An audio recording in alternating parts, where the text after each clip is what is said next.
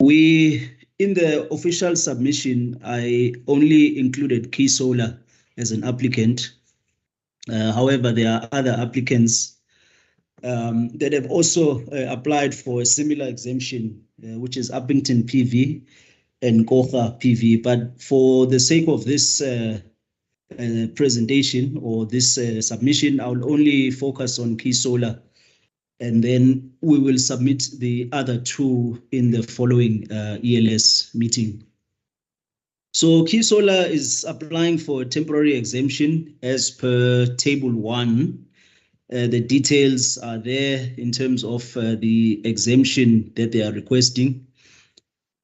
Key Solar was first commissioned on the 5th of February 2016, and according to the grid code, 6 years later, it was due for a compliance test, of which they had some issues with regards to doing the test as outlined in Table 2.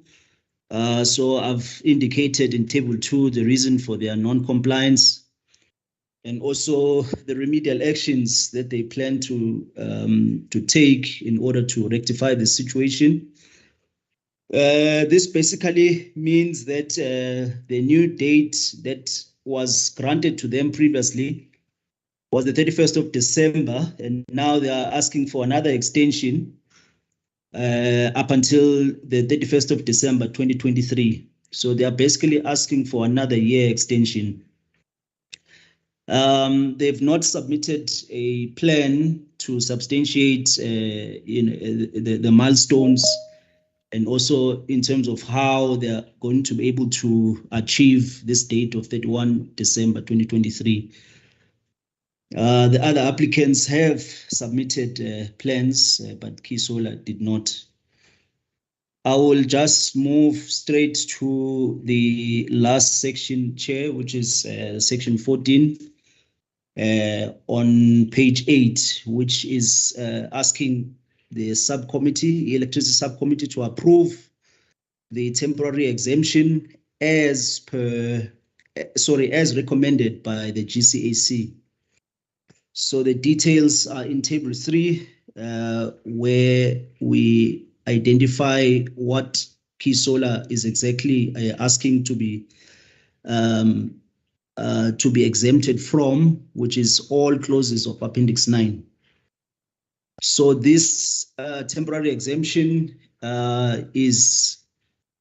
we are asking that the ELS approves this temporary exemption under the following conditions in 14.2, which is to demonstrate current plant capability in relation to the applicable grid code requirements by demonstrating that they are able to meet those capabilities and that those capabilities will be maintained throughout the exemption.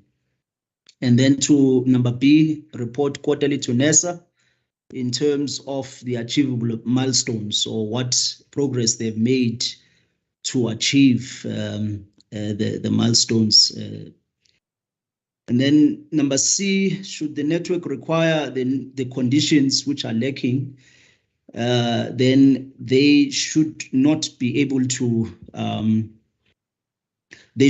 reduce output or disconnect entirely in case the network condition requires it.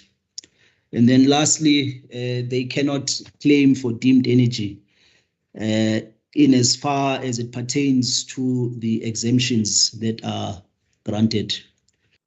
So, Chair, that is the request this morning, and I hand back over to you. Thank you very much. Thank you, Mr. Mkhize. Before I hand it to members to engage with your document, was this the same applicant that may have raised concerns with the conditions, or is it a different one? I understand. No, Chair. It's a different one, Chair. All right, thank you. Members, these exemptions have always customarily been granted with those conditions, but there has been a concern raised, and therefore by one or so of the participants, and therefore those conditions will be in the, I think in the first, I think the team can indicate when they will bring a discussion, but it will be a discussion under governance, where we'll then have a discussion on those conditions. One of the players had raised a concern in terms of the conditions that we impose when we grant these exemptions. So I just thought I'll just highlight that. I'll then open the submission to members for engagement. I see Ms. Sibia, you're up first, ma'am. Thank you, Chair. Thank you to the presenter. Chair, I note the recommendation, and also with the conditions that are attached to it. But I think, Chair, we need to look at how we actually, when it's being presented to us, the request, because they are requesting an extension by a full year. We also need to get an understanding, why does it need a full year to actually execute those 4 tasks, and even have a plan that details when are they going to finish that task that they are actually looking at. Because giving the exemption and then the conditions, you are actually requesting that, and which in most cases, the conditions will not be met when we have already given the extension. So for the team, isn't it better to look for a plan whenever there is submission for extension, to look for a plan to say, how are they going to meet that deadline they are requesting, that being submitted with the request?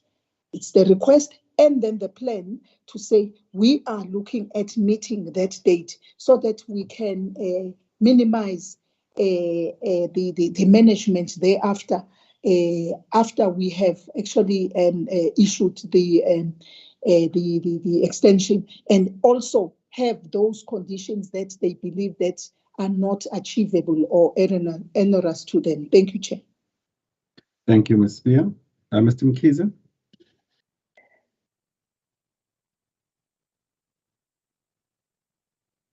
Thanks, Chairperson. Thanks, Chairperson. Thanks, Chairperson, and thanks, Gwawe, for the presentation. I would just like to understand here. I thought that the tasks that need to be completed there must be a plan that is attached to them, so that the period for this exemption is commensurate with the plan, where they can even have some kind of a contingency included in the plan to make sure that there is no, we're not going to face a situation where the request is going to be, just keep extending and extending. So I think that's important to provide it. If the issue is a contestation around the necessity of that of the requirements, that also must be clear and be made clear as to when maybe an engagement around that, and when can that be resolved, such that the extension actually speaks to the reality, or what is expected as a reality for the applicant to then comply. I would maybe, from my side, I would propose one thing here, Chairperson, that we, noting that there are these 2 others that have not been included here, that they also not be jeopardized. We may, even if it means maybe we must do it via round robin, post have discussed it, have this Kai Solar one include a plan to then comply, and then they can then include the others, and we can deal with them via round robin, And as we always have the need to be very clear of the implications. The implications based on the current situation and also of other players also being brought at impact. That is all from my side. Thank you. Thank you, Mr. Mkhize. Madam Asset. Thank you, Chairperson. Chairperson, on the process, just on procedural fairness, when we come up with conditions, I just wanted to check if these conditions that we are proposing, whether they have been furnished to the applicant, and whether the applicant considered the nature of these conditions and the feasibility of being able to comply with the conditions. So I think for me that will be the process that I will suggest that we always follow as a matter of course, because it's part of procedural fairness, and it will actually, if we don't do it, it will cause situations where these licensees will therefore oppose and even take our decision for a review, especially if the way that we articulated conditions, they might feel that they are not practical and they will not be in a position to comply with those conditions. So it's important, like we do with licensing, where we checked with the licensees when we propose conditions.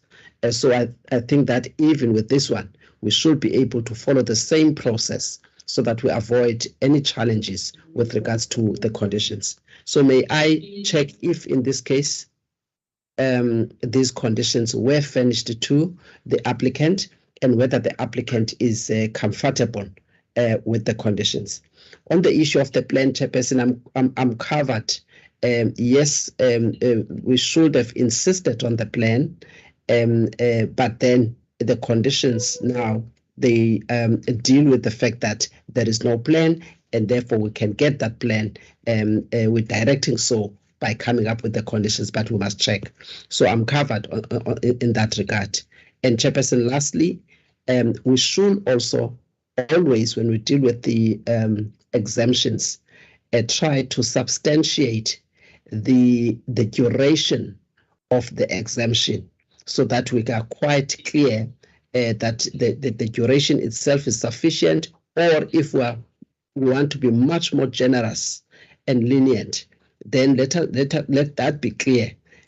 For instance, we can't grant 2 years on something that might actually take 6 months or so. So let us just be mindful of the duration of the exemption, and we must always try to get the reasons from the applicant so that they can always substantiate the time period that is requested for them to be able to comply fully. Thank you, Chair. Thank you, Madam Massetti. Mr. Mkhize, if you can assist us with those 2 questions, it's really about the plan, and I guess then the questions in terms of the conditions, whether those have been discussed with not just with this applicant, but all of the applicants that do apply for these exemptions, and to indicate when these conditions were developed, because they're not developed for this particular applicant. If you can indicate that. But before he does, members, I think it's always important to remember that we requested the GCAC to actually work on these things on our behalf.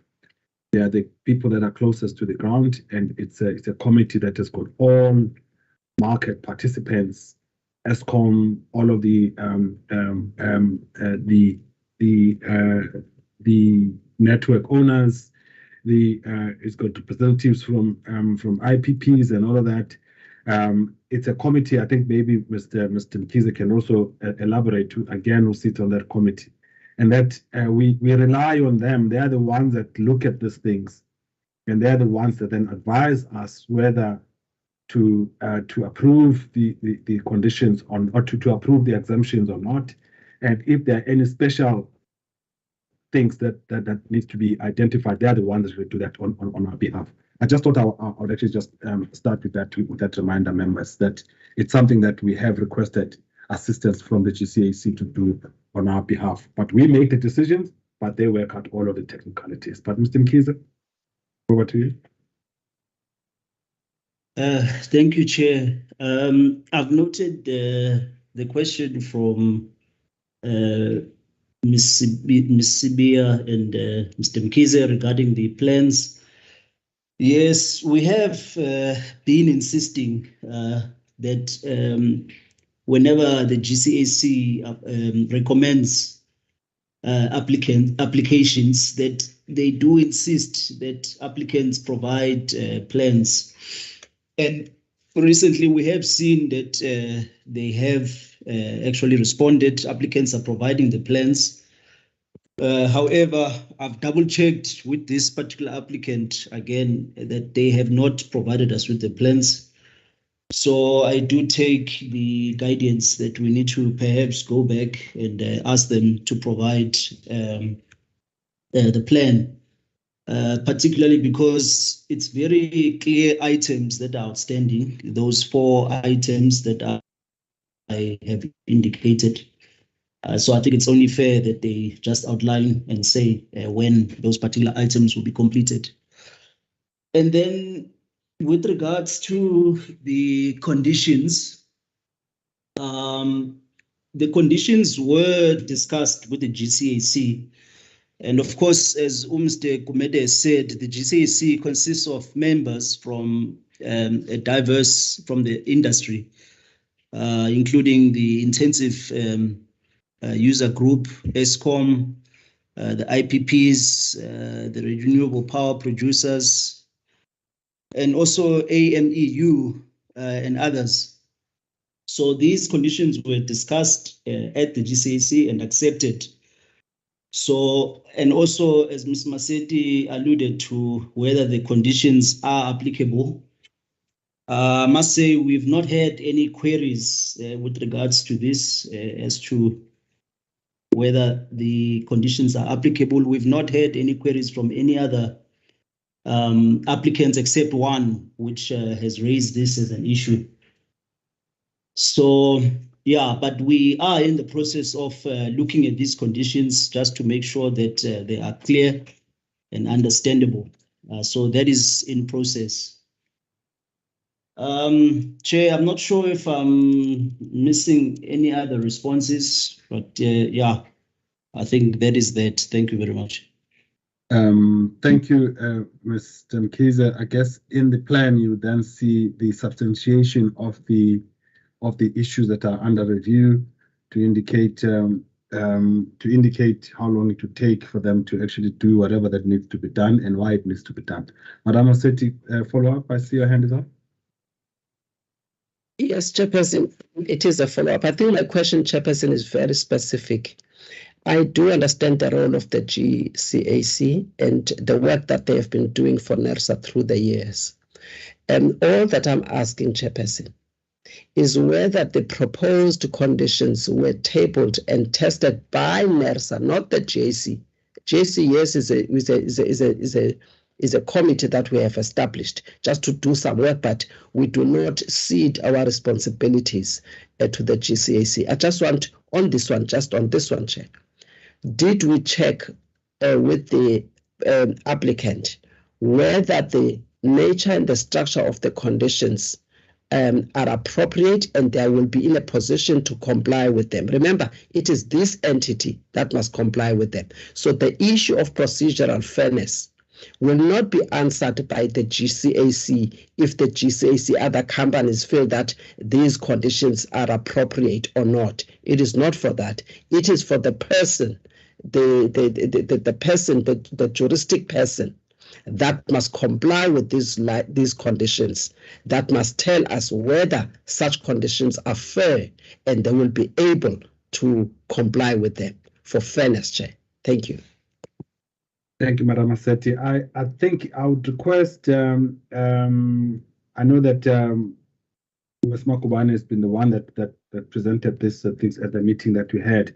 But just to indicate, these conditions have been of all the temporary exemptions that we've granted, we've all issued them with exactly the same conditions. Everybody in the past, without exception. But the question what we're asking is whether we as NERSA, not just the GCAC, we as NERSA, have we satisfied ourselves with these conditions? That's why I'll then invite, maybe, I don't know, Mr. Mkhize, or would you, would it be better appropriate if I ask Ms. Makubane to respond? But these conditions, since we started with these exemptions, we've been issuing these conditions, these exemptions with exactly the same 4 conditions, without fail. Everybody has been subject to the same conditions. But Ms. Makubane, would you want to expand, or Mr. Mkhize? I don't know who would want to come. I can come in, Chair. Yeah, you're correct. You're correct that these conditions have been part of the exemption approvals that we have issued all along, and so they have always been standard. So applicants are aware of them, especially ones who are already sitting at already beyond 6 years. So because this applicant is doing their retesting, so they are familiar with the conditions. And also to just highlight that the query that was raised by one of the applicants was an issue that just needed clarity. So the conditions were not quite clear in terms of what they meant, and we're in the process of clarifying that. And like you say, Mr. Committee, we are also in the process, because these conditions have always been there. We just want to have a look at them again to ensure that they are still aligned with the intention that was there at the beginning, and that they are crystal clear in terms of what they mean, what they actually mean. And so you are correct. They are older than a lot of us who have been working on this. But I also see Mr. Shozi's hand is up. He might have something to add. Thank you, Ms. Makubane. Mr. Shozi, you want to add something so we can close this matter? Thank you, Chairperson. Just to add on that, these conditions are more of protecting the integrity of the network. So when we acknowledge these plans, they are not fully compliant with the grid code. These are minimum grid code requirement, but on top of that, some of these plans, they are unable to comply. So we are saying, in order to minimize the interference or when polluting the network, we may have to have some measures. When you look at what condition A and C, those are strictly to make sure that we know what you are capable of. We are saying maintain that capability. Should you not be able to maintain that capability, system operator or network services provider must know what to do with your plant, how to treat your network. So this is more of to protect the network.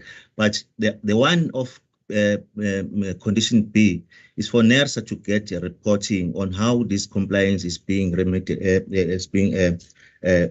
worked on. So as Makubane said, the issue around the other condition was more of clarity, and we are working on that. So for our side, once these conditions have been crafted from the GCAC, it gets to energy regulator for endorsement. When we issue the exemption letter, this condition becomes our condition as a regulator. So if members have the view that we need to consult each and every applicant, will be that it's highly unlikely, because we have SAREC representing almost 90% of RPP at the GCAC, and they are aware of this conditions, Chairperson. Thank you. Thank you, Mr. Shozi. I see 2 hands have raised. I'll give you a chance, both yourself. Maybe can I start first with, if you don't mind, Mr. Murati, because you may have to assist me also with a comment or question that may arise from advocate. So if I can ask Mr. Toller to come first, and then Mr. Murati, you can close, please. Chairperson, I just wanted to direct the question to Murati to assist the meeting, if you can, to say that based on the discussion, the question that comes into my mind is whether can a regulator, before it sets any conditions, be required to, or that it must consult with the licensee? If not, this may result into procedural unfairness. I think I have got a different view in terms of that, Chairperson, but let me just allow Morati to respond, because I get the impression that we are saying before we can set conditions, particularly in relation to such applications, we must consult with a licensee to avoid being deemed to have been procedurally unfair in our decision making. Can he please assist the meeting, Chairperson, on this particular matter? Thanks. Thanks, Mr. Morati, if you can assist, please. I really didn't think this matter would take this long. We do this routinely. Mr. Morati. Chairperson, good morning and good morning to the members. Chair, I think there are two processes that we need to appreciate where procedural fairness actually exists and where it doesn't exist. The procedural fairness would exist during the evaluation of an application that has been submitted, and it has taken two forms of process, and the colleagues there before me have highlighted the GCAC process and the submission to the regulator. Chair, there's a submission that was done some years back which separated the processes of submissions that have been made to the GCAC because of its representative nature and openness to the participation by stakeholders to that process, and thereafter the submission to the regulator. In this regard, the procedural fairness has been satisfied during the evaluation of the application that has been made, and then the decision making, the procedural fairness does not exist in the conditions that are attached to the decision to be made. The only challenge that could be there to that decision, as I highlighted earlier, it's when the process before has not satisfied the procedural fairness, but the decision on its own and the conditions related to it, because this is to satisfy the provisions of Section 17 of the ERA, of Section 16 of the ERA, that the procedural fairness on the decision itself would not come into play. Chairperson, I will pause, and I hope I've addressed the issue that the CEO might have wanted to raise and what was raised earlier on by Madam Maseti. Thank you. Thank you, Mr. Morati. Members, can I take us to a decision? And I see two possible outcomes in terms of 14.1. The first one is one that says, look, we need to have a plan before we can approve, because we need to know what we are approving and that there is sufficient time to deal with the matters. If they're asking for a whole year, what if this will take 3 months or 6 months to fix? So we need a plan. So the question is, do we not make a decision today and wait for the plan to be submitted to the members, and then we make a decision on round robin? That is option one. And option two is that we actually make the decision, approve this, subject to that plan, subject to the provision of that plan. And that so it becomes one of the it becomes a condition separate to this to conditions spelled out under 14.2. So those are the two options, members. So I don't know. I'd like to put them for the vote and see which one members would prefer. First one, round robin. We wait for we actually wait for the plan first. And then, Mr. Morati, please, if you can lower your hand, we actually wait for the plan to be provided, and then we make a decision, or we make a decision subject to the provision of the plan. So, for those members who prefer option one, by show of hands, members, if I can see that, Mr. Mkhize. Ms. Sibia? Chair, so, excuse me, I must also add that round robin will also include the others that have erroneous not been included today. Thank you. No, Mr. Mkiza, I'd requested that those have not served before the members. I think it would be unfair to, because those ones, it's just a verbal report. We need to see that submission which deals with those other two, unfortunately, because I guided Mr. Mkiza on that we can't ask members to make a decision on matters that have not been put on paper. We have not even seen the name. We have not even seen we just hear that it's similar, but we need a proper submission on them. Can I request that because there is no submission before us, that we don't consider that for those two, please. All right, members. Okay. Can I see by show of hands members that would prefer that we actually we actually approve, but subject to the submission of a plan? If there are those members that prefer that, Mr. Tole, 1, Ramaseti 2, Pokula. I also support that that decision. So that decision carries, members. So we're going to make the ELS as properly mandated and delegated. Will approve the temporary exemptions, which are outlined in Table 3, subject to the submission of the plan. So the plan needs to be submitted, please, and therefore this submission will then be updated accordingly. And then, of course, it will be subject to conditions which are spelled out under Section 14.2. That's a decision, members. Thank you. If we can then step off this one and go to agenda item number 7, which is the application by Eskom to amend its electricity distribution license. Who's presenting this one, Mr. Mavuso? Thanks, Chair. This one will be presented by Bongani, supported by Welil. Just to point out, Chair, normally this process takes us about 6 months. This time around, we're able to do it within the 4-month period. Bongani, can you take the floor, please? No, this one is Ramakok. It's Tebo. Are you sure? This is Tawamanaka, and it's the distribution license. But anyway, over to you. Unless we've got a different one. It's item number 7 we're dealing with.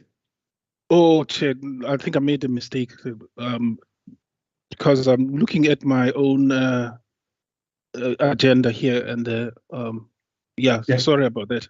Yes, it's item number 7. It's the amendment. It's the application for amendment of Eskom's holdings electricity distribution license to include Mooikloof Mega City in Schedule 1.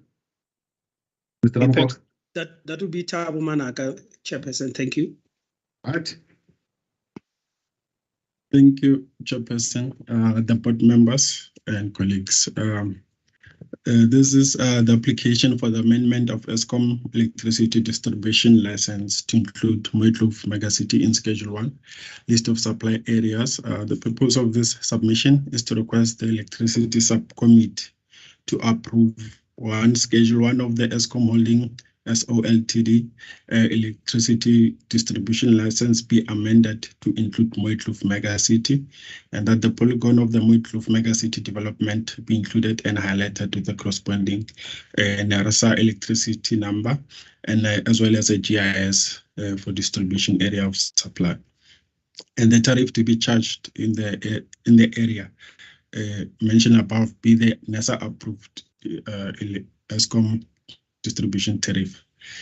The delegation matrix, the license amendment application is delegated to electricity subcommittee for approval as part of licensing administration. Just to give a background, the Mooikloof Mega City development consists of 3 developments, being Red Fontaine, Range Extension 11, Mooikloof Manor Extension 1, and Mooikloof Manor Extension 2. These developments will be redeveloped and will be incorporated in the final Mooikloof Mega City. And the development of Mooikloof is Baldwin Properties, and it will be built in 2 phases, one being with 20 houses, and the other phase, second phase, having 30 houses, in total having 50 houses or residentials. The Mooitloof development will initially be supplied from the Bashoa Rural Submission, and once the development is complete, it will be supplied from a new Central Plaza submission. Eskom has included the planned Mooitloof megacity in its network development plan, and has estimated that it will provide a least cost solution should they supply the area. The issues that we had with this application was that before a public hearing, City of Tshwane objected to Eskom supplying electricity to the mega city. The reasons for that was that the planned development will happen on a portion of a farm, Redfontaine 375 JR. This farm appears in City of Tshwane Electricity Distribution License Area of Supply at number 1926. They also further stated that in terms of section 1561A of the Constitution, they have executive authority over articulation of electricity, and that they will lose revenue if Eskom was to supply. So we motivated that,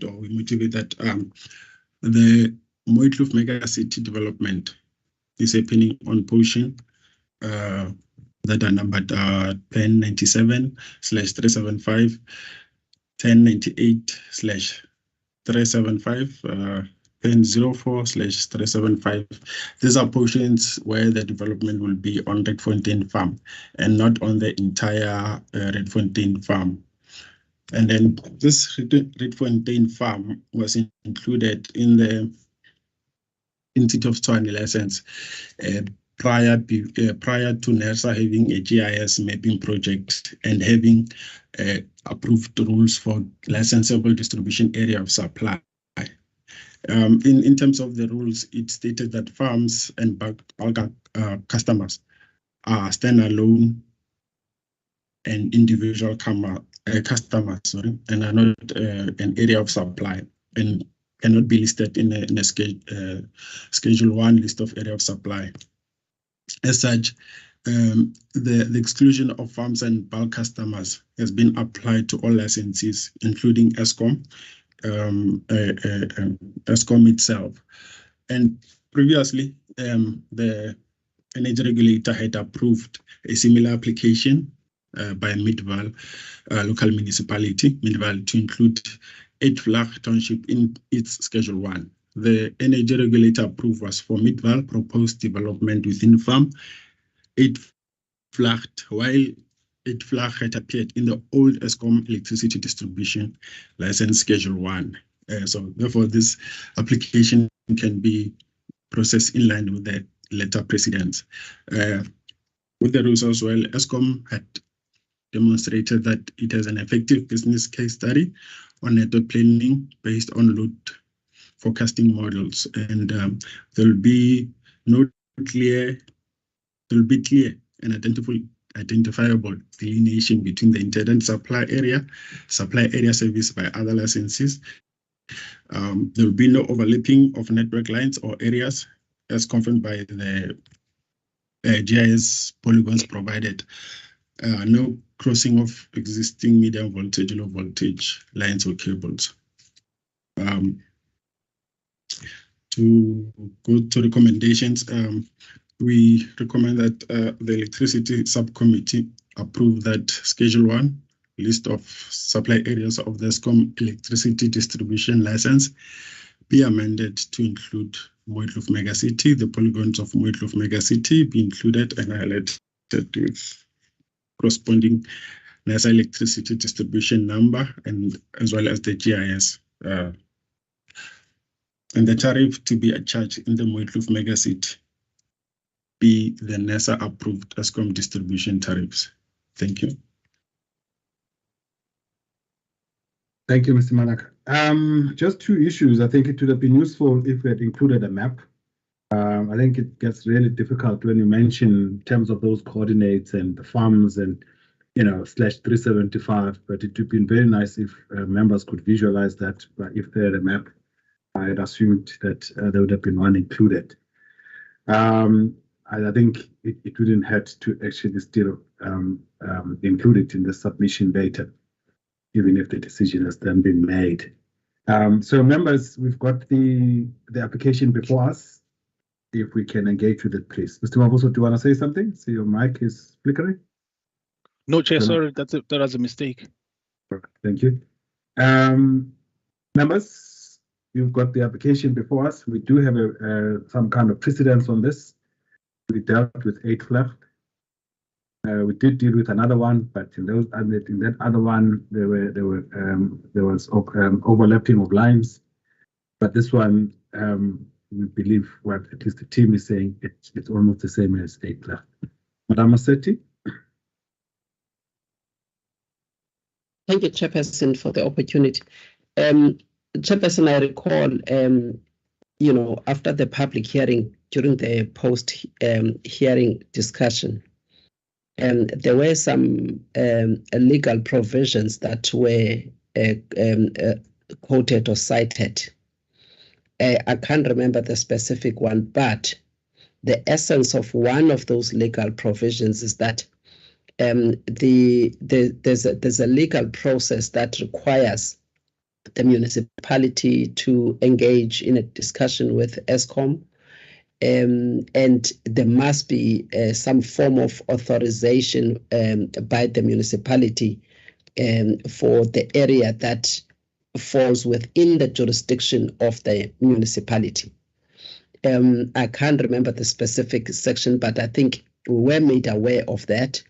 And during the the marching orders that were given to staff, we asked staff that they address us on that specific legal provision as to how it was complied with in this specific case, and I did not hear that part being addressed here, at least in terms of the legal requirements. All that I hear is that we try to mediate as NERSA and to try and address the issue of the objection from the municipality. But we are not addressing the legal provisions that encourage cooperative mechanisms between the municipality and Eskom. So I would have wanted to hear that aspect, and also the issue of how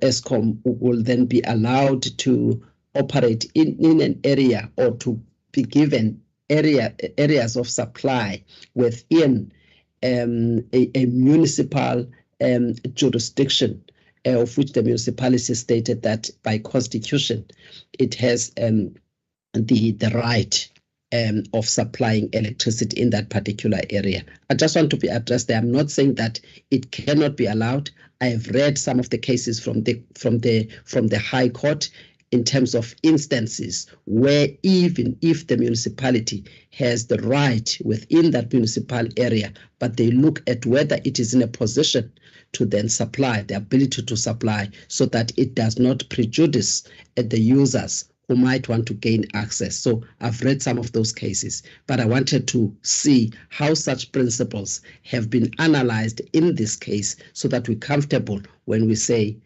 we take a decision that supports the application. Thank you, Chair. Thank you, Madam Massetti. Advocate Sithole. Thank you, Chairperson, and thanks to the presenter. I think I'm partly covered by Ms. Massetti on my first point, which was to say maybe the submission doesn't sufficiently cover the legal argument, because it is indicated that this is a matter that also includes the constitutional right of the city of Tshwane to have executive right over its area of jurisdiction with regard to reticulation of electricity. So that point, Chairperson, I think it's not really addressed sufficiently in the submission. And just to add as well, Chairperson, under 4.2, if you look at 4.2, we have indicated the issues that have been, or rather the objections raised by the city of Tshwane. And I think we have stated them in a brief manner, and I think we should have also given a brief response in terms of Eskom's position in relation to those issues in a manner that is very sequential, because you can pick up some of the points that Eskom have raised, but it's not packaged properly. If it should have followed 4.2, that would give Eskom's response to those issues under 4.2, because we have had a public hearing and we have heard what Eskom had said, and in a brief manner that should have been covered after that 4.2. And Chair, then we can follow with our own analysis, or whether we call it motivation, in terms of how we have analyzed the two submissions from the two parties, and also give provisions of our regulatory mandate in relation to the application, and also the two regulatory tools that are mentioned in there. And yeah, I think my second point, Chairperson, is just of a sequence that would have made this particular submission read much better and flow better. So I will stop there, other than to also highlight a concern that I've picked up, that the application took a very, very long time to be submitted to this committee for consideration. Thank you, Chairperson. Thank you, Advocate Sitola. Mr. Mkhize? Thanks, Chairperson. I think I'm covered. I was only looking at adding the last point that Madam Advocate Stolle cited. I think it will also help the team internally if they can develop some kind of a guideline internally, just saying for their sake, what to look for, and then so that beside looking at the precedents, but it is clear as to what are the things to look for and how then to come to a conclusion on these matters, because they are not always a given. And I think the legal that to be heavy on the legal side to say what to look for and how to proceed in terms of assessing these, so that those conditions are also put forth to whether when we are dealing with a municipality and Eskom, or municipality with other parties, just to assist in terms of being efficient and effective in decision making. Thank you. Thank you, Mr. Mkhize. So can I take it back to you, Mr. Manaka? I think one thing that if you guys both yourselves, Mr. Ramakoka, if you can talk to, we didn't touch on the procedures that we do have for dealing with contestable areas. If you can maybe just highlight that to members, and also if you can direct the members. I think it's really the question here is whether in writing the submission, did we extract the all of the issues or relevant issues that might be sitting in the main body, the main submission, the RFD. Some of the issues, I guess, are detailed there, but they are not in the submission itself. But over to you, Mr. Manaka and Mr. Mkoka. If we can start with you, Mr. Mkoka. Thanks, Chairperson. Good morning, colleagues, and good morning, members. I would love to talk to the issue of the communication between municipalities and Eskom during any electrification, as was raised by Ms. Masetti. I think in terms of communication between those two licenses, it's also outlined in the rules to say there must be proof of communication or attempt to communicate within the two licenses. So it's part of the rules. I quickly cannot give the section on the rules, but it's covered within the rules. And therefore, if there is communication within the two, then NERSA will decide if there should be a decision to be made afterwards. So with regard to the issue of maybe an IDP or letter coming from another, from the municipality within which Eskom is developing the electrification, yes, it is covered also in the rules itself, but it only applies to an IDP letter wherein electrification of by the Department of Minerals and Energy is doing a electrification. So that's when an IDP letter comes into the space. But when it comes to competing for an area of license, which is a non-INEP funded project, therefore it leaves us NERSA to decide on it. I'm not sure if I've covered. The last one was, is there any guideline that we can rely on? The only guideline that there are two guidelines that we can refer from. It's the Act plus the rules that is being made, has been approved by the regulator in terms of licensable areas of supply, read together with the GIS that we have developed as NERSA. So those are the two three documents that can, the Act, the rules, and plus the GIS project that we have done for the entire distribution network. I don't know if maybe Thabo can answer the other ones relating to others. Thanks, Chairperson. Manaka, do you want to add? And also, maybe you guys can, you need to respond. This license took a long time. Why? Or this application took a long time. Why? Yes, I can answer that.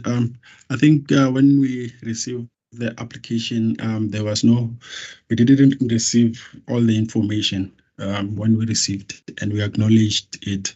So in distribution, we do not close applications if we don't have a further information to assist in the application. So we resuscitated the applications once we received all the relevant document.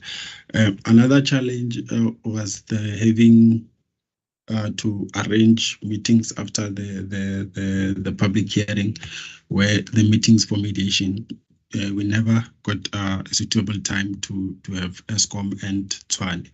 So the dates that we got is the date they gave to us. So that's why it looks like the application long as it were. And I think, some of the enhanced inputs that were given, I think we can try to include them in this application and extract them from the RFD to put them in the submission.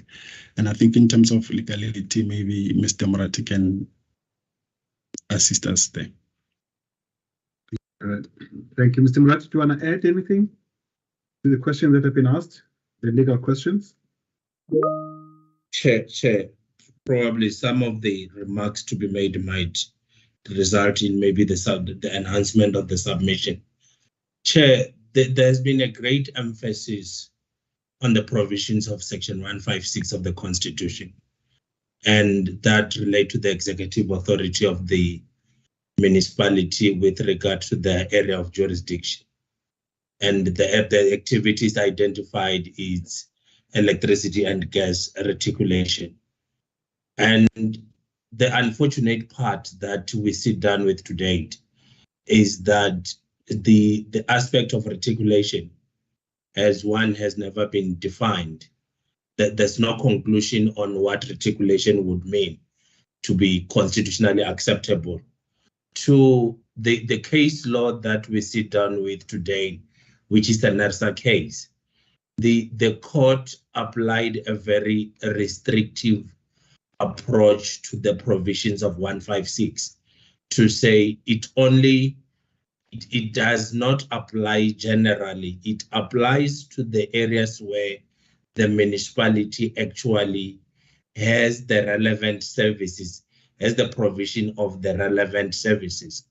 And with regard to this application and previous applications like your Hamahara area, the 8 flagged, and we had to reach a point where the regulatory decision, having looked at the rules for licensable areas of supply, who can best provide the service in the area without burdening the customer. And this application was evaluated based on those broad economic legal principles to say Eskom is best positioned to provide the service by virtue of having a greater network in the area.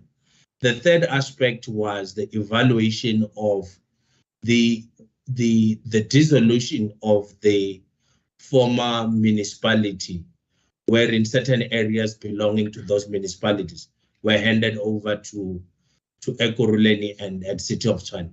But at the time, the development of the regulatory space was not advanced to a point where Mr. Ramukoka will talk of the GIS process.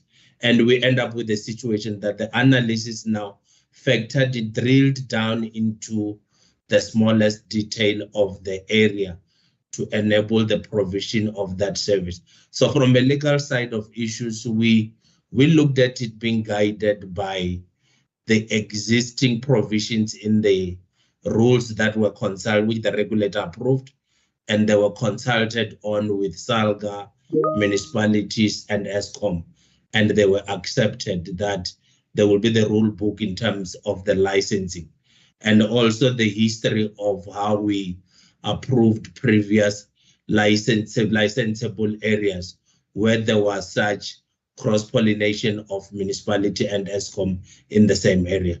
Chair, I will pause. Thank you, Mr. Ratti. Members, I note the comments on the chat, Madam Seti. I do want to highlight that I think the challenge that we do face, and this is a question that I've asked, I posed to the team. Firstly, this area it must be stated, it is a greenfield. And unfortunately, also in terms of the constitution, particular areas, in terms of the demarcation, they might fall within particular areas. We can fall within the areas of particular municipalities, but the question in terms of our licensing, we've got a particular procedure which is what we use, and basically as it attached the actual rules of licensing of these areas, which is attached here as Appendix 8. So and from what the team has indicated, that's what we followed. However, the delay emanated from from City of Tshwane contesting this. In contesting, we all that NASA could do is mediate, and until there was a settlement. But as indicated, that took a long time. So the question is whether, in terms of the time taken to conclude this application, could it have been concluded before the conversations between Eskom and the city been concluded? And the answer, I guess, to that is no. So there needed to be some kind of resolution, and that took a long time. But with that said, members, I just want to direct us to yes, most of the questions that have been asked, unfortunately, they are in the RFD, but they are not necessarily in the submission itself, and that poses challenges, I guess, with members in terms of reading the submission. However, I'd like to direct us to the recommendation to ELS and to see whether we'll be in a position, if we still have any questions that we may want to pose, that will not allow us to actually make a decision that is asked from us. Advocate Sithole, I see your hand is up. Chair, just one clarity. I think in your presentation just now, you said the area, it's a greenfield, and I think in the submission it's stated as brownfield. Maybe I'm mixing the understanding of these two terms. What is it exactly? Thanks. Okay. Okay, Madam Assetti, follow up as well, so we can tackle both. Yes, Chairperson, it is also on the point that you made. I think, Chair, we need to be assisted with some of these processes, because sometimes, we tend to sort of confuse processes the way that we understand them, especially for us as members of the regulator who are required to take a decision.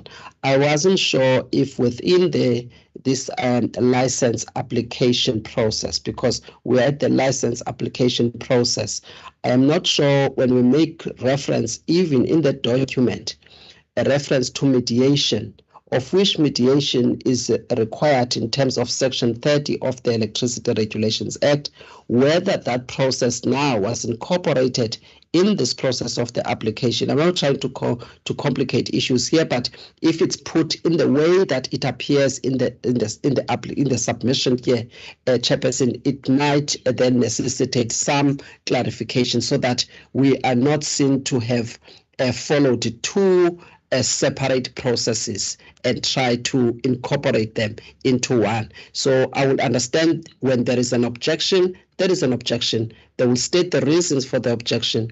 The applicant must clarify those issues that are raised as part of the objections. And as a regulator, we independently evaluate those issues. And if we are satisfied by the answers, then we take a decision, not that we will embark on a process of mediation at the stage of the application. Thank you, Chair.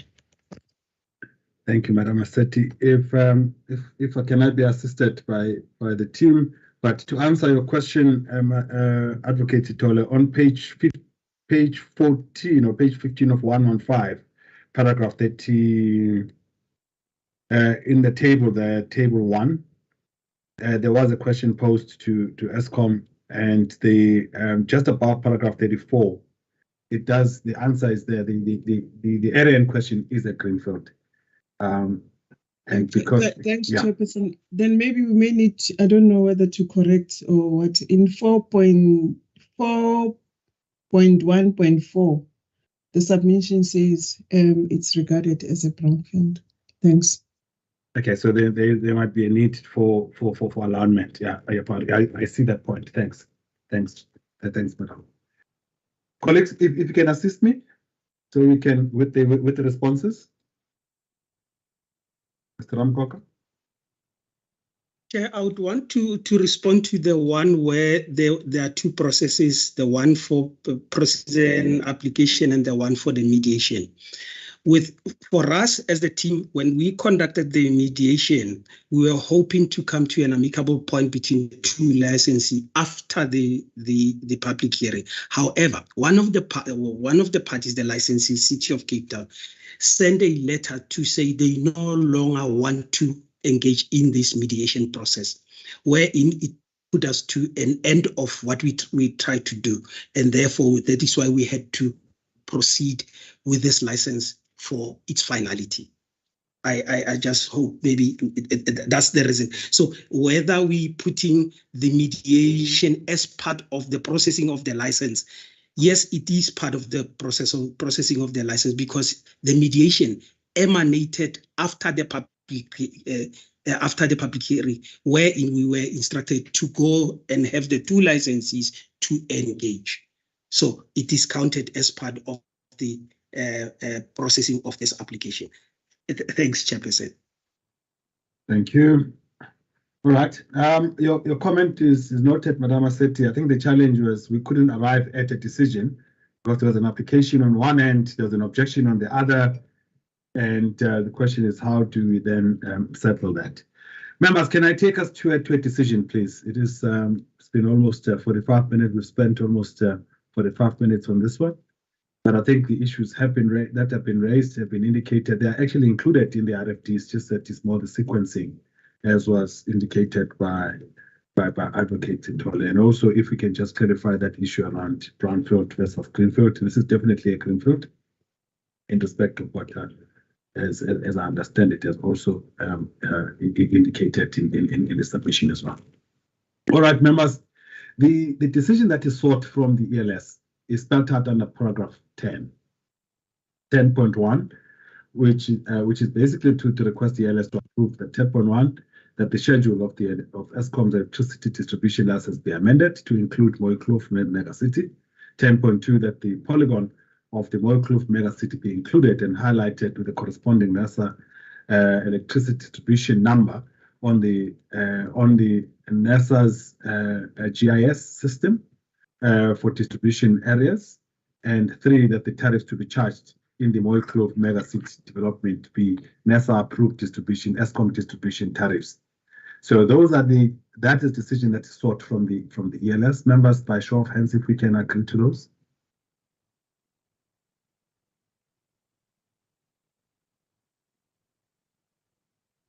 Mkhize noted. So, Mr. Mkhize, advocate, thank you. Madam said you are uncomfortable. Ms. Sibia, Mr. Pokula. I'm also uncomfortable because I just didn't want to drag the discussion. I mean, there's a couple of things that should have been included in this. They have not been included, and like the last thing that Seppo has said, that when the municipality says that it doesn't need any mediation, it can only mean something else, and I don't get that sense. So I will not provide my support for this one. Mr. Pokula, not even with support, but with an enhancement of the RFD. Are you saying that your discomforts are to the extent that says you don't think we are ready to actually include this area in the Eskom license? Which is okay, I understand. I didn't get the sense that we have covered everything that makes that municipality not challenge this decision. That's what I didn't get. And maybe when I get it, I mean, this is a recommendation. Maybe by the time it gets approved at the next level, the recommendation, the information would be there. Right now, Mr. Gumede, I would like to support it and say that I'm approving or supporting the approval, but I don't know what's in the reasons. Even Mr. Ramakoka didn't say why they said they don't want any more mediation. Okay, understood. Yeah. Understood, Mr. Pokula. Thank you, sir. Yeah. All right. Madam Maseti. Chairperson, you could take from my questions, Chairperson. I am uncomfortable. I'm just worried about exposing ourselves to a review of this decision, especially if the municipality raised the concerns, and the way that we've analyzed those concerns and why we come to this decision. There are gaps, Chairperson. I'm very worried, even with the way that we have put certain things, even that mediation process and all of that. For me, I'm very much uncomfortable, Chairperson. It will be the first time ever that I'm not able to vote. I don't necessarily do that. I try to find a way that we can get to some sort of a common understanding and consensus, and also to come to a resolution, Chairperson, where if the members are not comfortable, at least some members, sometimes we may even take a matter to a round robin, but with information that is required being included and the submission being enhanced, Chair. So that is just the reason, Chair. Thank you. Thank you, Madam Maseti. I think, Mr. Ramakoka, clearly the members are uncomfortable. Mr. Pokula, actually, the decision, this one is not a recommendation; it is an approval by the ELS. So we need to satisfy ourselves that we are happy with what is being proposed. Therefore, I think it makes a lot of sense that. Oh, I see your hand, Madam Spear. Sorry. Thanks, Mr. Kumete. I also was in a similar position like the other members. I was abstaining because the fact that the municipality actually withdrew from the process of mediation, for me, that was a concern, because now we are it looked like we are only saying a one part, which is the ESCOM part. So then what about the other one? So that was the reason also I didn't vote. Yeah, I wanted to raise that. I am very concerned about that side. Thank you, Chair. Thank you, Ms. Ria. So, Mr. Ramkoka, team, I think you've had the concerns by the members. There's an issue of sequencing and there's issue also of how the submission is written. There are gaps also, especially now this issue that we've raised towards the end, the city withdrawing from the mediation. What does it mean? And how did we deal with that issue? So can I then request that perhaps we then withdraw this one and enhance both the submission and the RFD, and also please put the map also so that members can visualize this to indicate which areas are already licensed to who, which areas are actually deemed vacant in terms of, as a greenfield in terms of our licensing rules, and so forth. If you can just put a map for when you bring this thing back. But can you kindly make sure that we bring it back at the next ELS, please? Because as indicated, it has taken a long time. So it means it's going to take a further month or so before we can reach a decision on this one, which is way outside of the time that is allowed. And also, please do talk to that a bit, to the time, and indicating where the time went between April and now. Why is this matter only being brought to the energy regulator in December, when the actual public hearing was held in April? So if you can indicate that, please, Mr. Ramokoka, and then bring this submission back in January. Is that doable? Noted, Chairperson. We'll do that. All right. Thank you. Thank you, members, for the guidance. Thought we'll probably be able to make a decision on this, but your concerns are valid and taken. Let's move on to agenda item number 8. We are moving a bit too slow. We have 4 more items to deal with. Can I maybe just try to pick up the pace of this? Mr. Bavuso, item 8, please. Thanks, Chair. Chair, just to apologize for the initial mishap where I misjudged the agenda. So Bongani will do this one. Thank you very much. Thank you. Thanks, Chair. Good morning, colleagues, and good morning, members. This submission is to request Electricity Subcommittee to recommend to the energy regulator the approval of certain principles contained in ESCOM's retail tariff plan. So in terms of the background, ESCOM submitted their retail tariff plan on the 5th of August 2022. This is after the initial retail plan was submitted on the 17th of August 2021, but it was put on hold for a number of reasons, including the fact that there were currently a number of developments in the industry, including the unbundling of ESCOM, the reviewing of the EPP, as well as the ERM. So ESCOM resubmitted this plan on the 5th of August 2022. It was published for consultation on the 8th of September 2022, and the closing date for stakeholder comments was the 7th of October. And we had a public hearing on the 27th of October 2022. So this RTP proposes a number of changes to the tariff structures and rates. First of all, these changes are based on the updated cost to serve results. And also ESCOM wants to implement certain changes to align with these pricing objectives in terms of sending signals and then changing some of the structures of some of the tariffs. So, Chair, in terms of the electricity pricing policy, distributors are supposed to undertake cost of supply studies at least every 5 years, or when there are significant changes to their cost structures or customer base or a relationship between cost components. So ESCOM conducted a cost to serve study in 2019, So the proposed tariffs are based on that cost to serve study that was conducted. So Eskom last revised its tariffs in 2012 using the cost to serve study that was conducted then. Chair, if I may take members to the major proposed changes on page 5 of 306. Some of those changes are they want to, first of all, as I said, update structures and rates with the new cost to serve.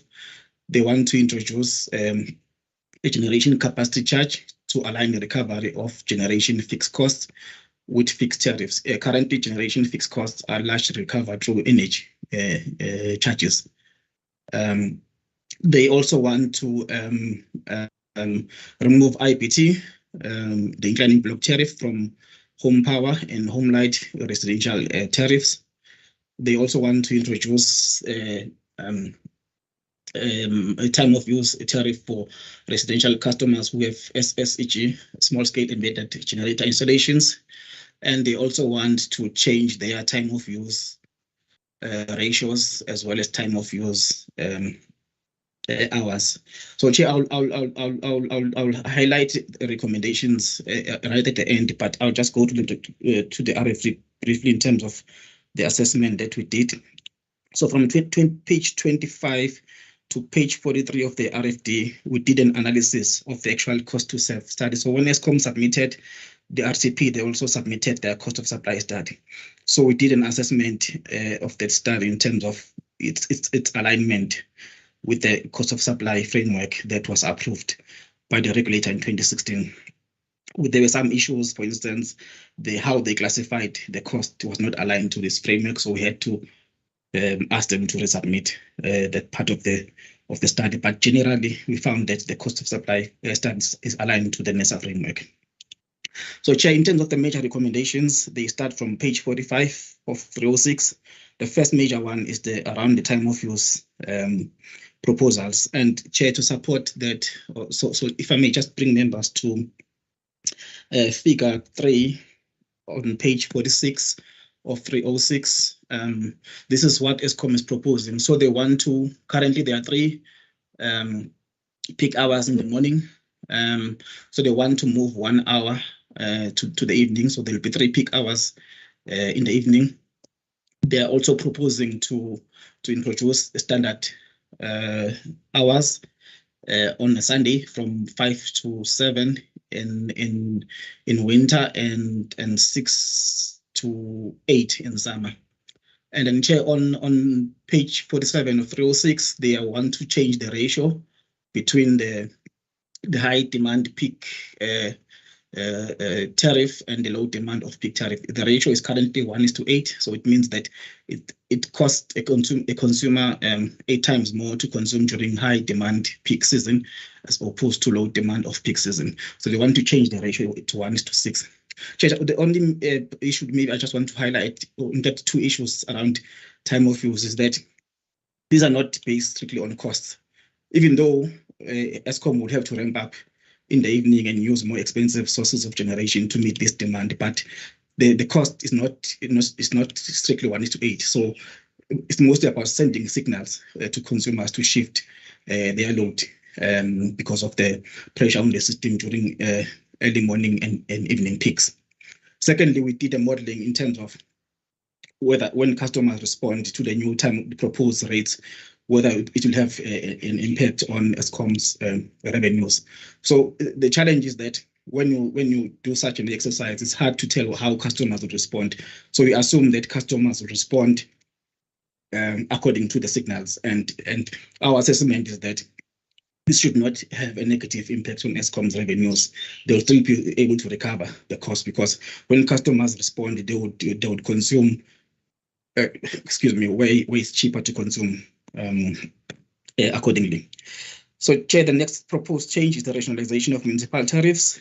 That is from page 59 of 306. Basically, Chair, what Eskom wants to do is to reduce the number of tariffs that municipalities, so when they buy from Eskom, they purchase tariffs. Currently, there are 13 tariffs, so they want to reduce and rationalize them from 13 to 3. So we'll have one for small power users, another one for large power users, and as well as a public lighting tariff. So the reasoning behind that change, that they want to simplify the process of doing a sales forecast, as well as even for municipalities to simplify their purchases from Eskom.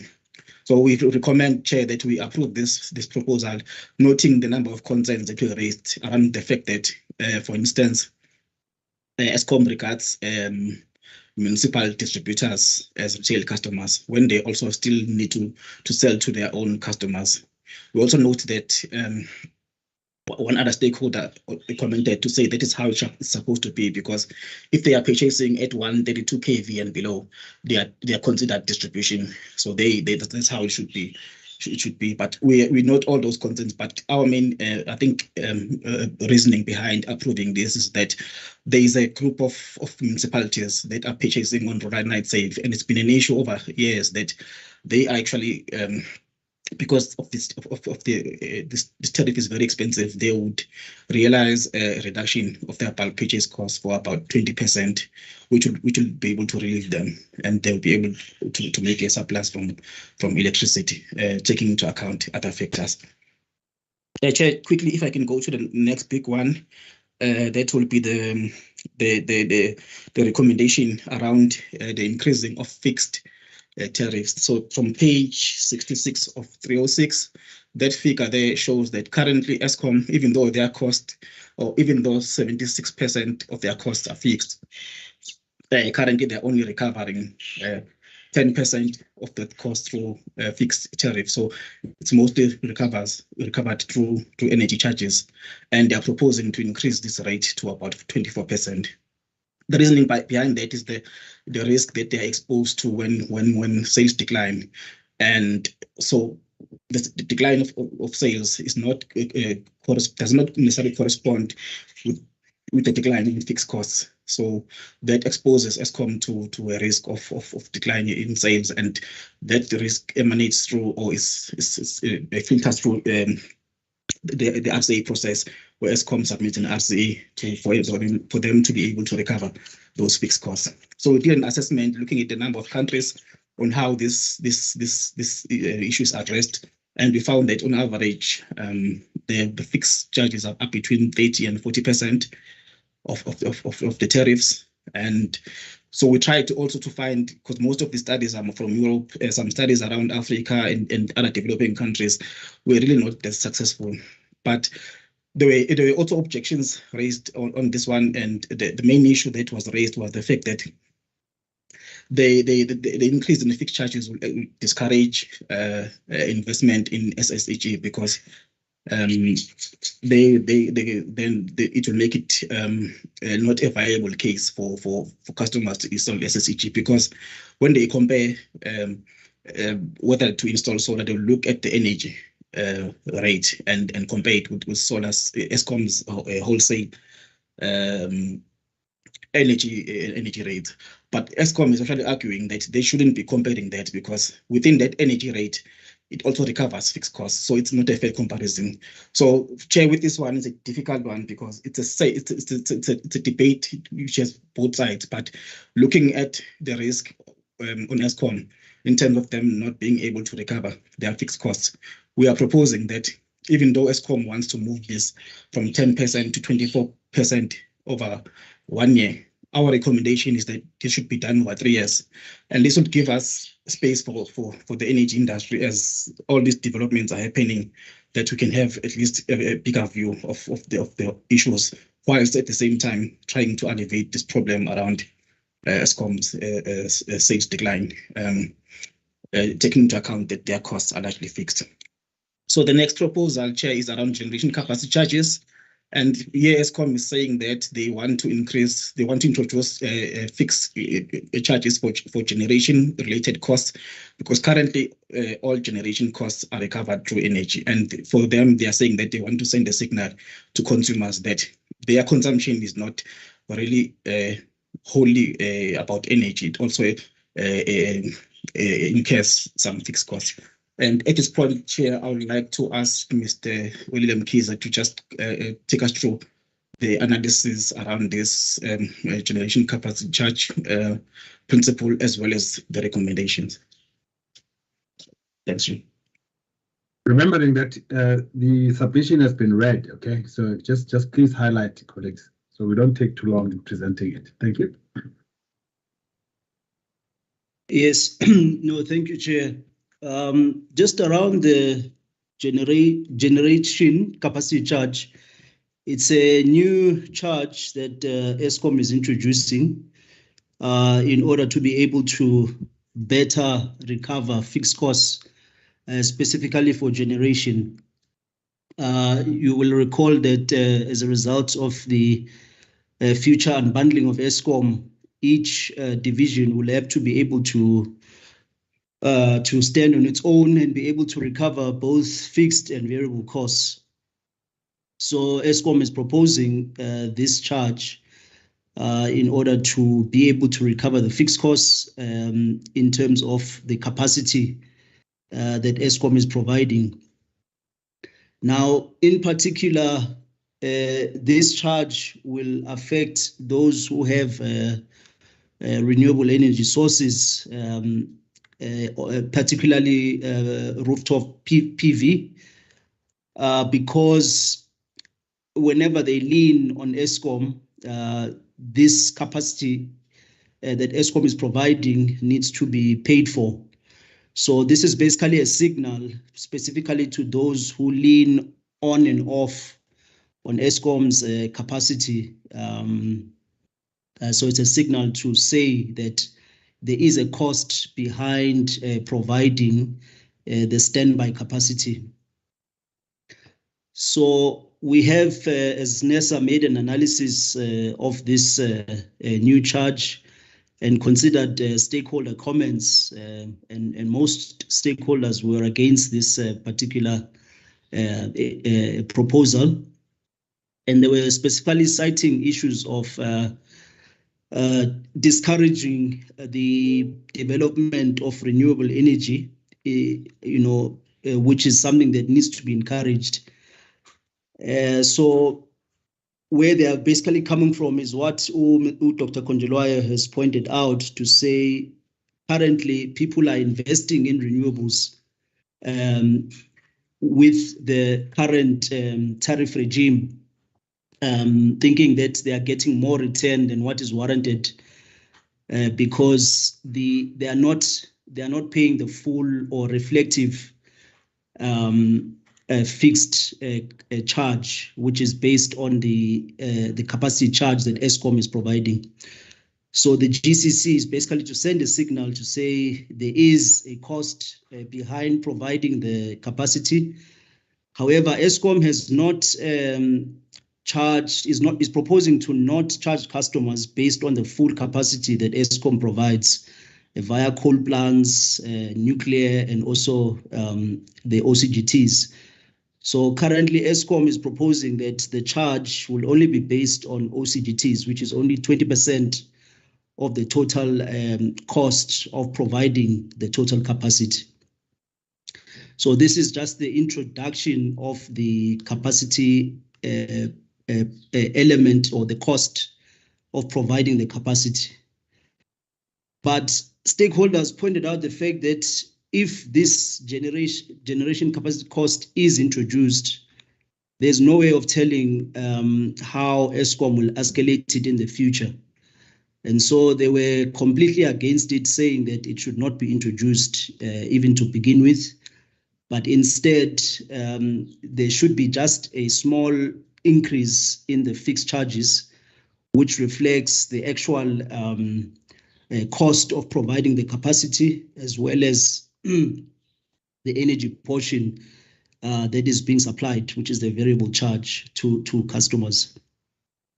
So maybe as a summary, we as NERSA are also not recommending the introduction of this generation capacity charge at this point in time, specifically because Eskom is going through the unbundling. It has not yet reached that place of being unbundled. And also because there are so many changes that are currently taking place in the industry, and we do not know the end state. So for now, we are basically proposing that the GCC be not approved until such time that the industry stabilizes. So thank you, Chair. I'll hand it back over to Dr. Konjelwayo. No, Chair, taking it from your guidance, I'm going to just highlight one major proposal on residential customers, and then I'll stop there, Chair. So on page 81 of 306, Eskom is proposing to unbundle home power tariff. Home power tariff is for residential customers. Currently, the tariff is an IPT tariff with 2 blocks, one from 0 to 600 and the next one from 600 to above. So they want to unbundle this tariff to introduce a generation capacity charge, which we've already rejected, an ancillary service charge, a network demand charge, and as well as a service and admin charge, and at the same time remove the IPT. Our recommendation is that there are too many proposals at the same time, which will confuse customers. We do support the removal of the IPT to the fact that for these customers, when they take up solar, they get a subsidy, which they are not really entitled to because they'll still be consuming, but at a lower level from the grid, but they'll end up getting a subsidy. And this is reflected on page 82, figure 20, where, for instance, a customer that consumes about 2,400 kilowatt hours a month install solar and then move to, for instance, 1,200 kilowatt hours. So all the customers consuming above that point are actually subsidizing this customer, but this is actually an artificial subsidy. So this is also supported by some research that we did, that there's this phenomenon occurs quite frequently. So we are recommending that Eskom only introduce a retail charge and not the charges that they are proposing.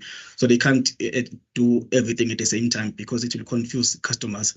So we recommend the removal of the IPT for home power, but then only for them to add a service and admin charge to the existing charges, and the other charges the other costs should continue being recovered through NH.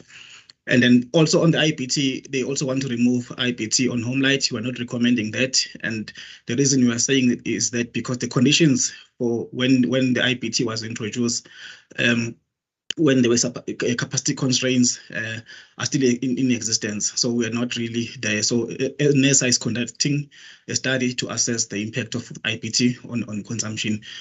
Once we have those results, then we'll be able to either recommend the removal of the IPT or keeping it. Chair, I think I'll stop there. So just maybe to highlight the recommendations, Chair, on page 6 of 306. So we first of all we are recommending the changes that are aligning tariff to CTS. We are recommending that time of use ratios and times be changed. Time changes be approved.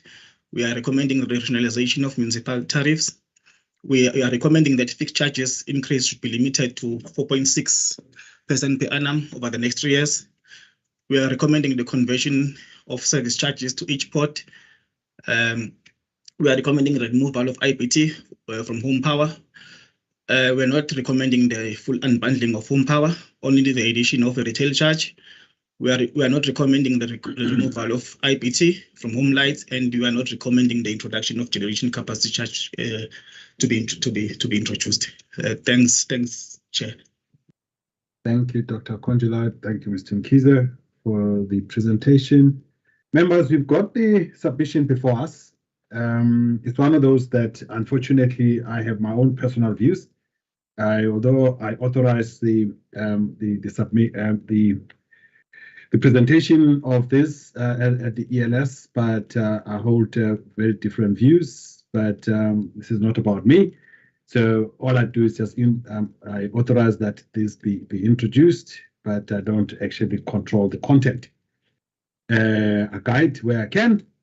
So I'd like to actually open it up to members. And what I will then do, if it's okay with members, right at the end, I will share my own views, which I just as indicated to be my own personal views as well, or my input into the process.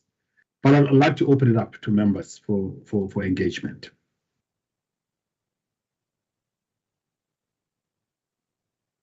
If I can see by show of hands, members, if you've got any comments, starting with you, Mr. Pukula. Thank you, Chairperson, Mr. Gumede. My comment really is around First, the fact that these changes are being made, that is assuming that people are putting solar.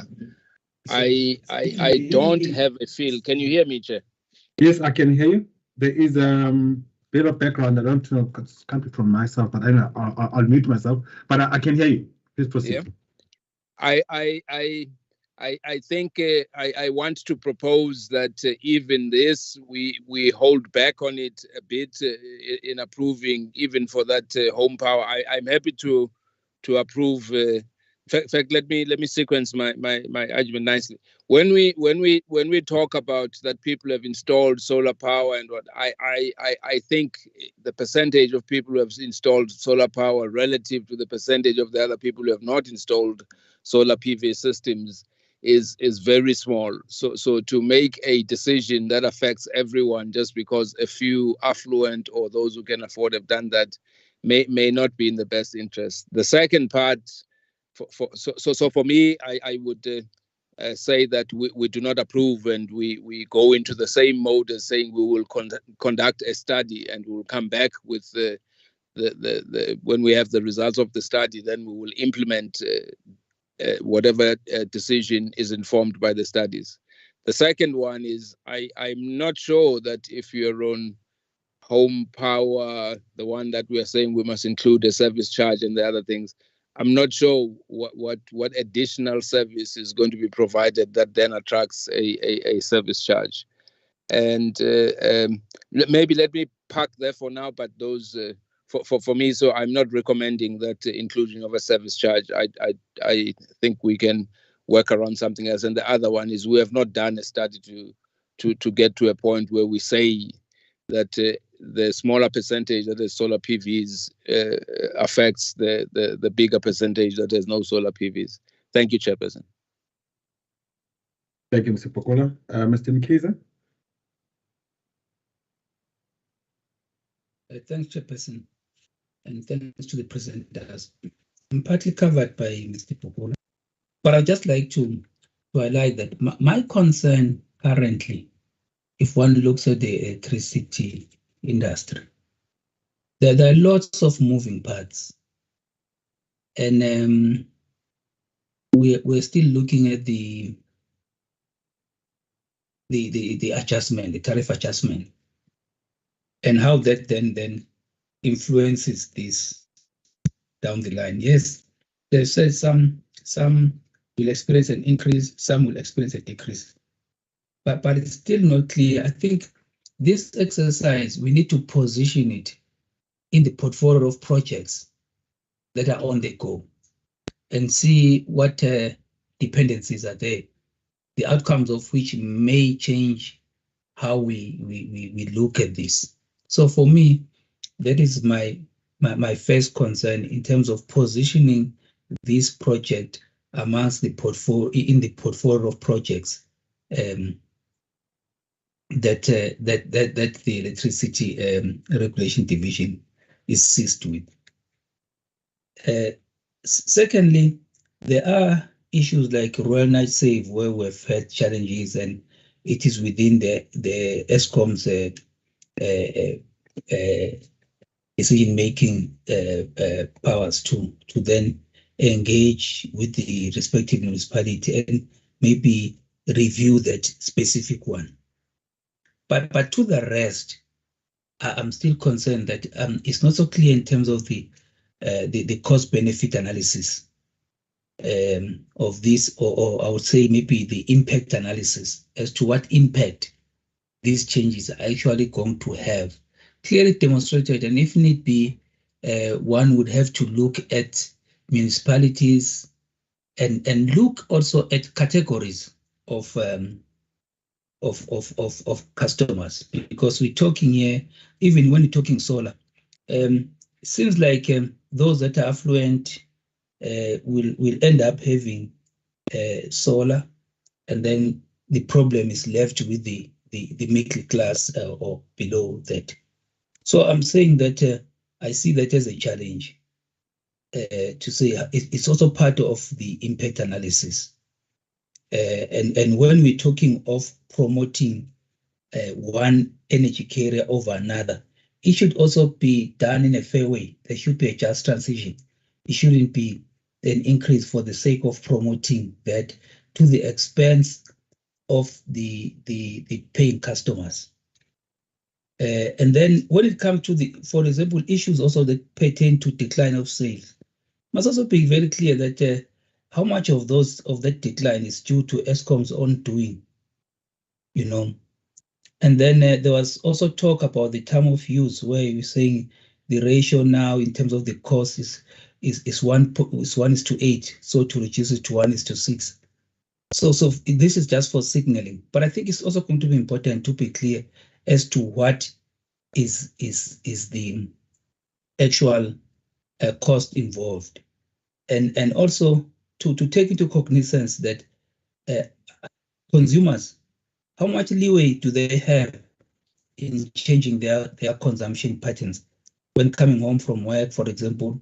Certain things are almost set because of how the economy is structured, you know. So I have a challenge when it comes to this. It would have been nice to when we've got the impact analysis and everything, then we really have we workshop this aspect, having taken all these factors that I've put into consideration before we move on, because it's not going to work that we do certain things and then all of a sudden we then withdraw them for a particular for that reason. So we need to be able to do a proper homework before the implementation. And those that we don't implement, sometimes we might have also consider issues of transitions when we want to implement something, so that it can be done. It's either gradually, so that one can be able to see what the results thereof are and find ways of changing course or amending. Thank you. Thank you, Mr. Mkhize. Advocate Sithole.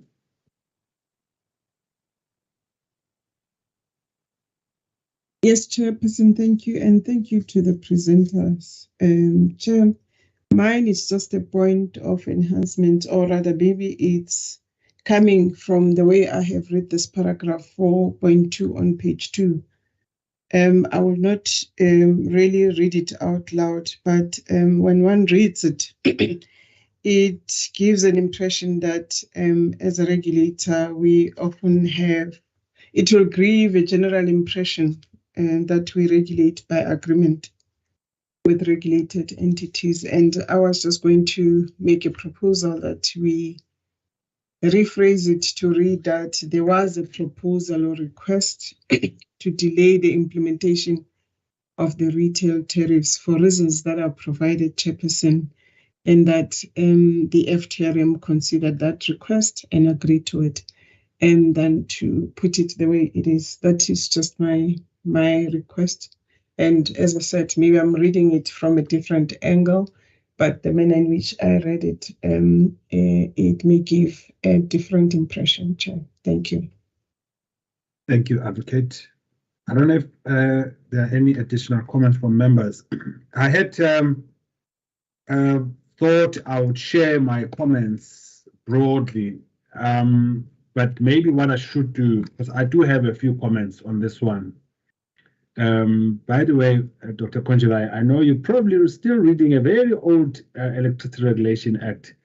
You keep referring to Section 14 as Section 15 and Section 15 as Section 16. Please do check that. I keep thinking that I'll remind you all the time until you read the one act that we all are reading these days. Section 14 that you refer, Sections 15 and so forth. But I've got fundamental concerns, members, for me on this one. And I thought I'll share a few of those for the record. The first one, I know this was raised and it is indicated that some people agree that perhaps municipalities can be seen as resellers for Eskom. The very concept for me of redistributors, I find very problematic. It is not founded in law. And the whole thing that we may have had one distributor that is deemed to be superior to others, I think is problematic. I can't see where in the law that it allows other distributors to buy from a distributor rather than being allowed to also buy from transmission, or even buy from generation for that matter, from other generators, and then be charged the other costs that are related to transmission. If there are indeed some of those distributors that don't themselves hold or have distribution infrastructure and are relying on a distributor to then pay the relevant distribution charges to that distributor. But the whole concept of having a superior distributor, for me, I think is not founded in law. I have a serious concern with that we have municipalities who are distributors and they are seen as customers of Eskom distribution. That for me is a fundamental departure point. The second issue that I thought I'll raise is that I've got it on page 12, so I might just go through it. That there is an issue here that talks to averaging. That for me, the averaging, we have to remember that the averaging that is referred to here also applies to the averaging of Eskom's generation tariffs. And it must be clear that we are averaging some plants that have got extremely low EAF. Yes, they've got a particular tariff, then when you average that and come up with the fixed charge for that, I'm not sure whether that is the message that we want to send. And then on the next page, 5.3.2, is that I have concerns here that says, yes, that statement may be correct, but it is meant, but the question is this meant only to consider Eskom as the only market participant or part of the whole? That when we're talking about unbundling of tariffs, are we not talking about unbundling of the electricity industry tariffs, not necessarily just Eskom? Or are we seeing Eskom as the sole player? I don't know whether we again want to actually drive that point going forward. So, and as I made this point that says, I don't know what in the law permits Eskom to be the only distributor that buys power from Eskom transmission. 5.3.3. 5.3.4 for me is one that then says those fixed costs. How can we allow one player to recover fixed costs, but there's nothing linked to that in terms of that player being committing to delivering. So we pay a fixed charge, 3,000 rands a month, but some days of the month we don't get electricity, because although we've got a fixed charge, that fixed charge does not guarantee that we are going to actually get we are going to get electricity. I think it's an unfair situation. And also when we're talking about introduction of time of use tariffs to residential customers, the question is, can you do that without smart meters? In other places when we try to talk about this, it's the issue of time of metering has been raised. But can you ever introduce even net billing? All of the things that you need to do, a time of use tariff, and net billing, can you do that without smart metering?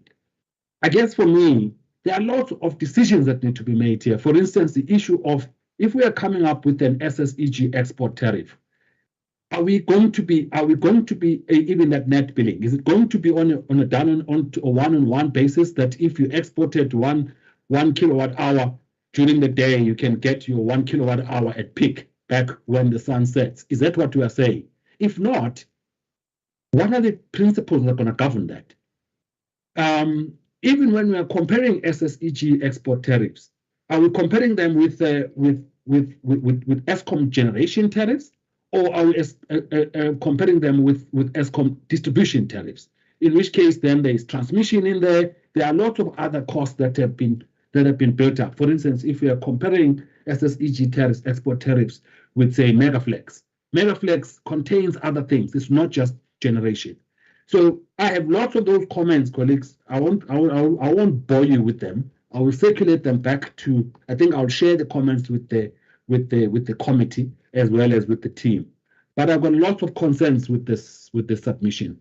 I just thought I would allow it to be introduced. It's not my point to block it from being. It's not my right to block it before that it not be introduced. All I do is I authorize that is be introduced. But I had serious concerns about this, and for me, I would not be in a position to support the recommendation of any part of it. I would like to believe that even with the current unbundling process, for instance, and all of the processes that are underway, is that as the NTCSA is created, the National Transmission Company of South Africa is created, and a lot of people would be able to actually buy directly from that.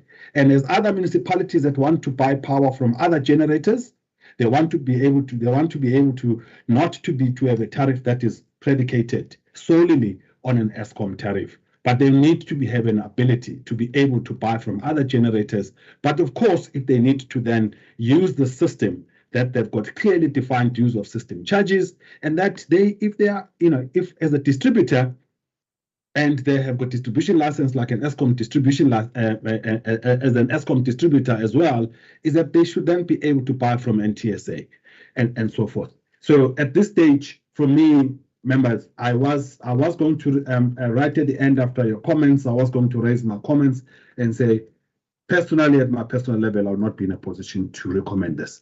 Madam Maseti, I see your hand is up. Thank you, Chairperson. Chairperson, it is just to make a request, because I think we need to find each other on this particular one. So I would request that in terms of processing it, it would actually be better if we can have a workshop. It is clear that we can't take a decision on this one. And we have already taken more than 40 minutes on it. And it's not to say, Chairperson, you should not have allowed members to come in and provide their input. But I'm just saying that on this one, it is very clear that it's not one of those that we can approve today. And because there's a lot of things that we need to find each other on and have some points of conversion amongst the members, I would request that we perhaps start with a workshop so that we can be much more efficient in our next meeting or so when we discuss it, Chairperson. It's just a request, Chair. Thank you. Thank you. We have made attempts, by the way, a number of times. The team has tried to organize workshops, but I guess, as rightly pointed out, there's a lot of activity in the electricity division. So it's one of those that we've struggled to actually secure a workshop for, but we'll definitely take your advice. Mr. Pokula? Thank you, Mr. Gumede. Mr. Gumede, there's a number of things that you have raised, and I think the first one is around the fact that you've allowed a submission to come when you have different views and you have not added your inputs into that. That we need to then find a way of dealing with it, because I may have a different understanding than from yours of what the primary responsible member is supposed to do. So would have to deal with that. The second part is on the issues that you have mentioned. I stand to be corrected, but it's not every distributor with a distribution license that does not buy at the same rate as Eskom distribution buys. Hence the proposal of the rationalizations of the tariffs. The other points you are making, yes, they are correct, and I suspect that some of the things that have been done come from the pricing policy, which enables Eskom to do certain things. So I am agreeing with Ms. Maseti that workshop would be fine. But I would also then propose that going forward, when we have a discussion, it must be enriched by the points of view of the member primarily responsible for electricity. Then we can engage having the full spectrum of what the issues are. Thank you, Mr. Gumede. Thank you, Mr. Pukula, and I appreciate your issue around, and it's a governance matter. I was going to request at the next meeting that we deal with that, the actual role of the FTR. I do believe that we all have different views around it. So on this one, for instance, I did feel that I would not rob the members of an opportunity to engage on an item, or I try not to do that on any of the items, that I authorize them for discussion by the members and simply just chair over the meeting. And in fact, my views still remain my views. And if I disagree with something, does not mean that it won't serve before the committee. But I really am looking forward to that engagement on that. But I see it as a governance matter under your guardianship as the chair of NERSA. I would really appreciate that engagement. And also, we can clarify this issue around what we are talking about, other distributors. Yes, they buy at different Eskom retail tariffs, but they are all Eskom retail customers. So the issue is that whether that is correct or not. But we do need to actually discuss that at the next, at the workshop that is proposed. With that, members, I think it is quite clear. Don't know if members would disagree with, but it's quite clear, as Ms. Massetti has indicated, that we are not in a position to make a decision on this, and this matter should be referred. And of course, we need to take into account the issue that have been raised by Mr. Mkhize of a study to also look at the impact assessment of any of the proposed changes that are being made in electricity. But it can't be done piecemeal. Because this must be looked at in the portfolio, within the portfolio of projects which are on the go. So with that, members, I propose that this particular one be withdrawn and be subject and be put through for through a workshop. And of course, I don't know at the workshop, then we can then discuss in terms of the way forward, including the study that has been proposed by Mr. Mkhize. With that, members, by show of hands, can we take that resolution, please? That if we agree with that. Thank you, Madam Massetti, the Pokula, Mr. Mkhize. Advocate, I also support that. Mrs. Spear. Thank you, Madam Spear. Thank you. You've got a decision there, Dr. Konjela. Can we then move to item 9, please? Mr. Mabuso, item 9. Thanks, Chair. Chair, just to mention that the next 3 submissions will be done by Welly, and we had taken some time in terms of processing this because of new territories and terminology that we found in the processing of these submissions. But William will talk to this. William, can you take the floor? Yes, no, thanks, Mr. Mavuso. Chair, I'm here to request Electricity Subcommittee to recommend to the Energy Regulator a draft reason for decision on concurrence with the Minister of DMRE. Before you proceed, I see Mr. Pokula's hand is up. Pokula? Or is it a lingering hand? No, Chair, thank you. It's not a lingering hand. Chair, the meeting is scheduled to end at 12 o'clock, and I would have a hard stop at 12. And I wanted to plead with the colleagues who are presenting, without taking anything away from them, that if it really could be shortened, I mean, these are submissions that have been provided to the members, and I think the duty of the members to read. So the introduction should really be very brief. Thank you, Mr. Pokula. Can we then limit the introduction to no more than 2 minutes, Mr. Mkhize? Just highlighting the key areas that you want members to look at. Yes, I will try, Chair. It's always a very difficult balancing act in terms of the pertinent information and then also providing the meat of the discussion.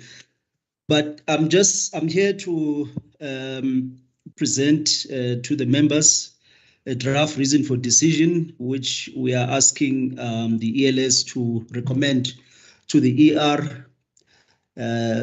So basically, this first determination was not was pretty much straightforward. There were no issues that stakeholders raised. So I will just highlight the fact that this particular determination is NESA is concurring to it, to all the conditions. NESA is concurring to all the paragraphs of the determination without any reservation.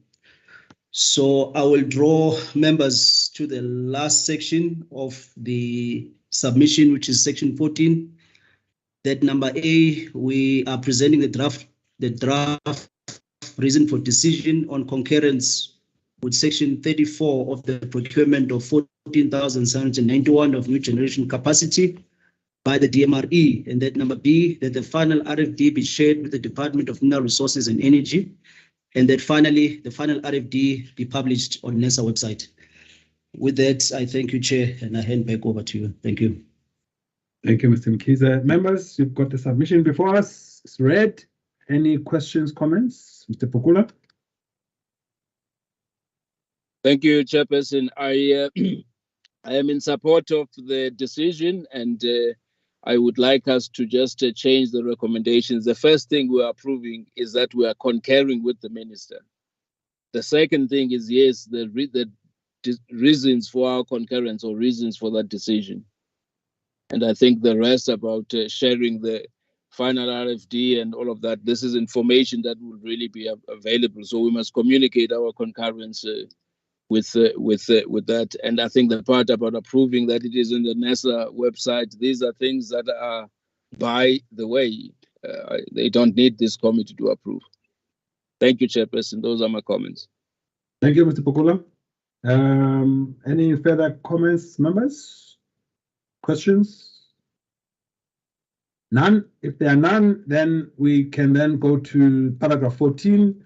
But we start with the first one, which correctly, I don't know, I also should have added this.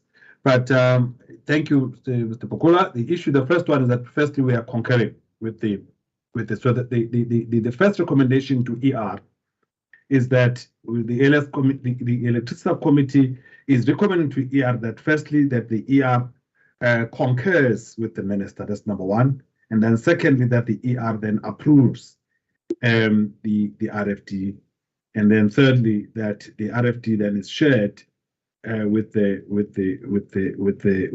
DMRE, and then lastly that the final RFD is then published on the NESA website. So those are the four recommendations. Members, by show of hands, would you support those recommendations? Thank you, Madam Massetti. Spear, advocates, Tole. Mr. Pukula had indicated support. Mr. Mkhize. I do, Mr. Gumede, but I'm saying that this committee is not there to approve that documents are published on the NESA website. This committee is not there to approve that the things are shared with the Department of Minerals and Energy. That's by the way, that's the process. When this is signed by the chairperson, it goes there with the reasons why we have agreed. Just like the one that we are not going to sign is going to go with the reasons that we have not agreed. It's not a committee decision. That's what I'm saying. Okay. But I support everything. I support everything. That I support the first two. That is the concurrence and the reasons for the decision. Thank you, Mr. Okay. All right. No, that's fine. Thank you. I guess it's always been done this way, so it is a nice correction that indicates that there are things that are process related that should never come before a committee or even before or recommended to the ER, because they are part of they are basically part of the process. The actual publishing on the NESA website is part of the process. The sharing of the RFD with the department is part of the process. So the primary recommendations then are A and B, concurrence, as well as as recommending the draft reasons to ER. Thank you. Mr. Mkhize, your hand is still up. Legacy hand. Apologies, lingering. Okay, no, thank you. All right, Mr. Mkhize, you've got your decision. So please use the same guidance that we got for 9 in presenting item 10, please.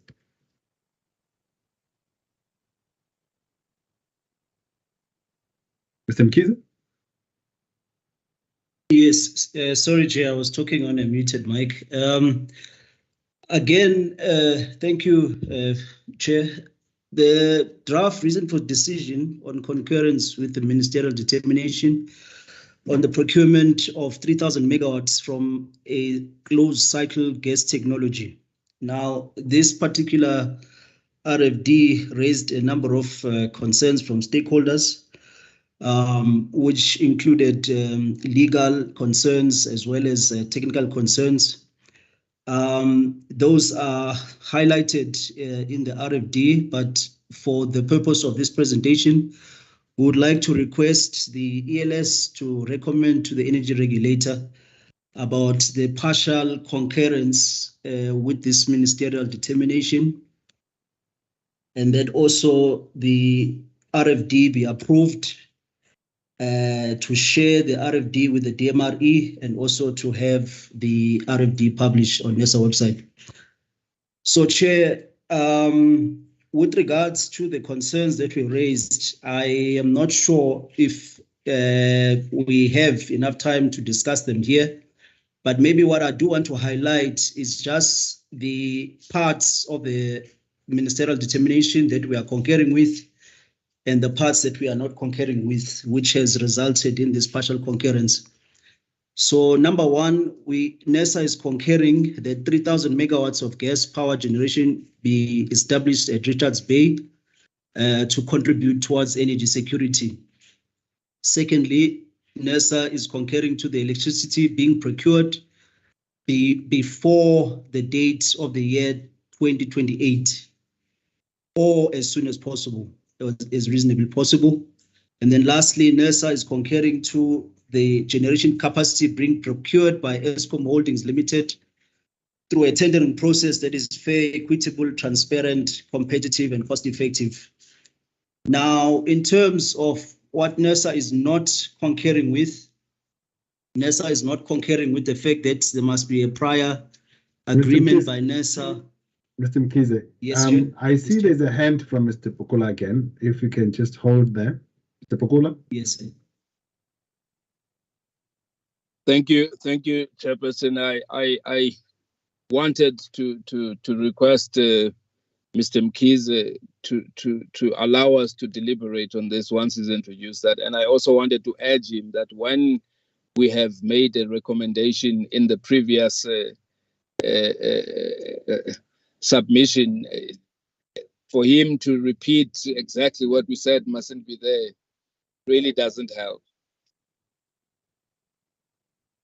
Understood.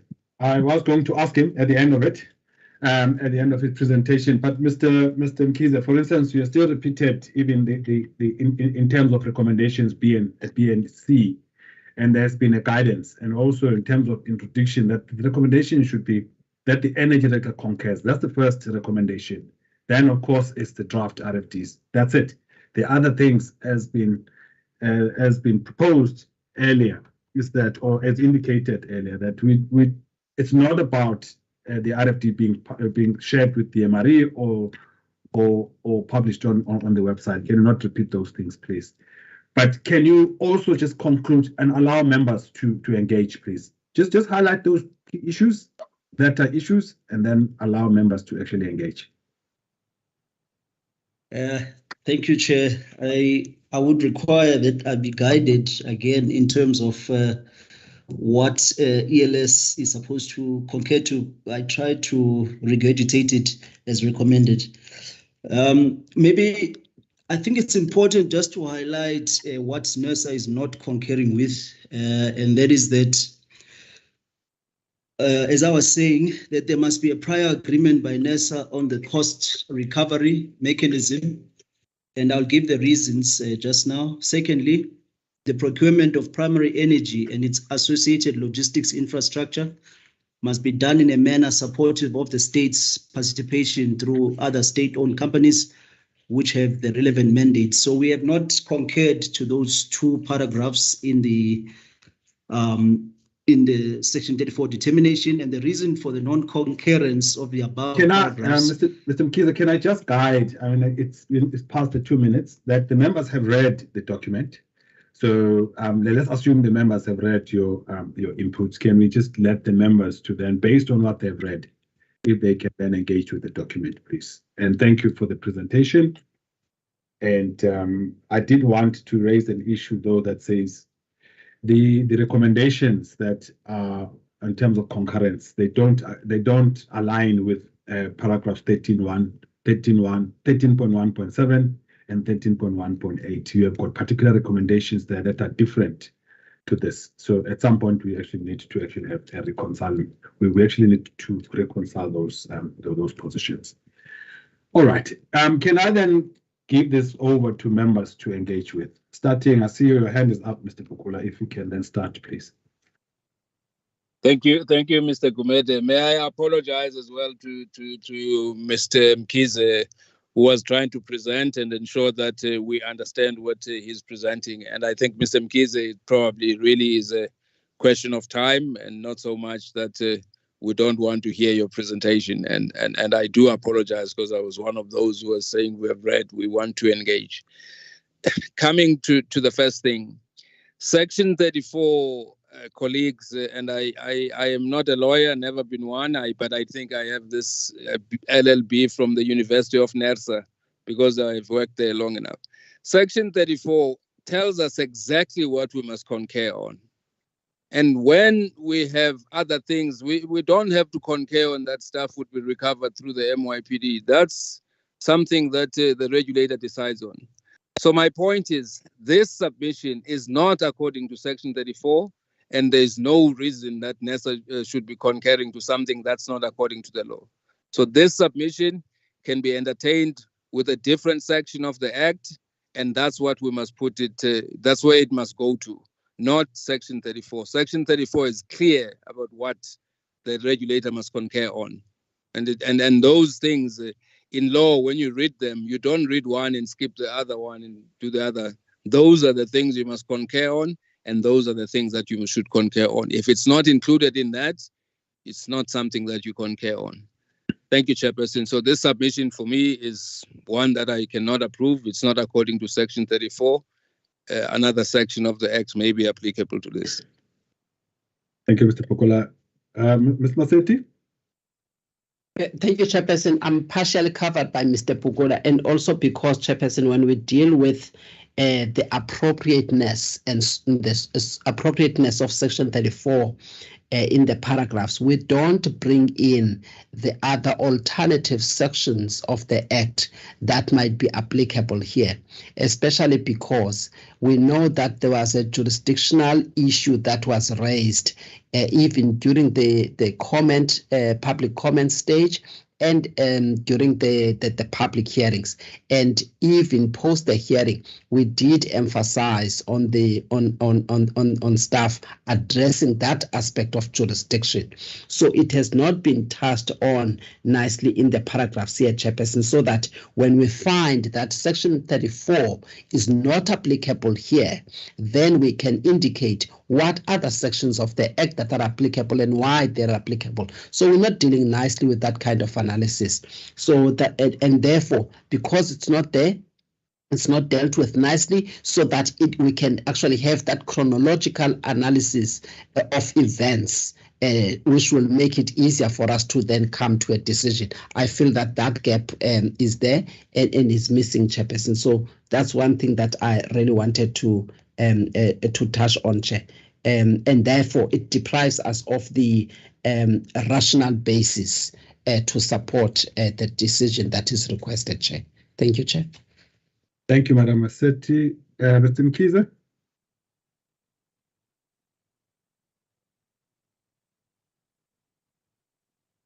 Thanks, Chairperson, and thanks for the presenter. From my side, I'm aligned to my colleagues that have preceded me, but I'm looking at the applicability, because for us to say we concur or don't concur, for me, it's not necessarily appropriate in the sense that this is a question of applicability. that Section 34 is not applicable in this case, and therefore we cannot deal with it in terms of Section 34, and then we need to then, in terms of the communication back, would be the issue of what's not applicable, and then in terms of which sections this matter could be dealt with, and therefore that going forward then it be dealt in that fashion. That for me will kind of assist to take the matter forward to some conclusion, instead of just looking at it as whether we concur or don't concur. Thank you. Thank you, Mr. Mkhize. This one, I assume you don't have any further input, Ms. Sabia and Advocate Stolle. But on this one, I think the issue is maybe the colleagues failed themselves, because if you look at paragraph 13.1.7 and 13.1.8 of the RFD, they clearly indicate what the process should have been. So that should have been the recommendation that is put forward, because that's the conclusion of their own analysis. So unfortunately, the conclusion is very different to the recommendation that is made before the ELS. Members, I think on this one, can I just go straight to a decision and say and ask that from what it seems, at least from the input from the members, is that this one is not recommended by show of hands, members, and that other processes need to be adopted. And I think it's clearly identified under section 13.1.7. Thank you, Ms. Masetti. Thank you, Mr. Pokula. Thank you, Ms. Sabia. Thank you, Mr. Mkhize. Advocate, thank you, Advocate. I also support that, but it's really, colleagues, your conclusion is actually under 13.1.7, 13.1.8. Please use that conclusion to take this process forward. Thank you. All right, let's move on to step off this one to go to agenda item number 11, the standard offer. Please, Mr. Mkhize, firstly, just take this as read. Just highlight the key areas that you want to raise. The recommendations is only in terms of, firstly, if you are concurring, that's A, and B is that we recommend the RFD. That's it. Thank you. If you can proceed. No, thank you very much, Chair. I really appreciate the guidance. So this last RFD is with regards to 1,000 megawatts standard offer, which includes various technologies, including biomass, landfill, and yes. So the purpose of the presentation is to ask the ELS to approve the to basically approve the reason for decision.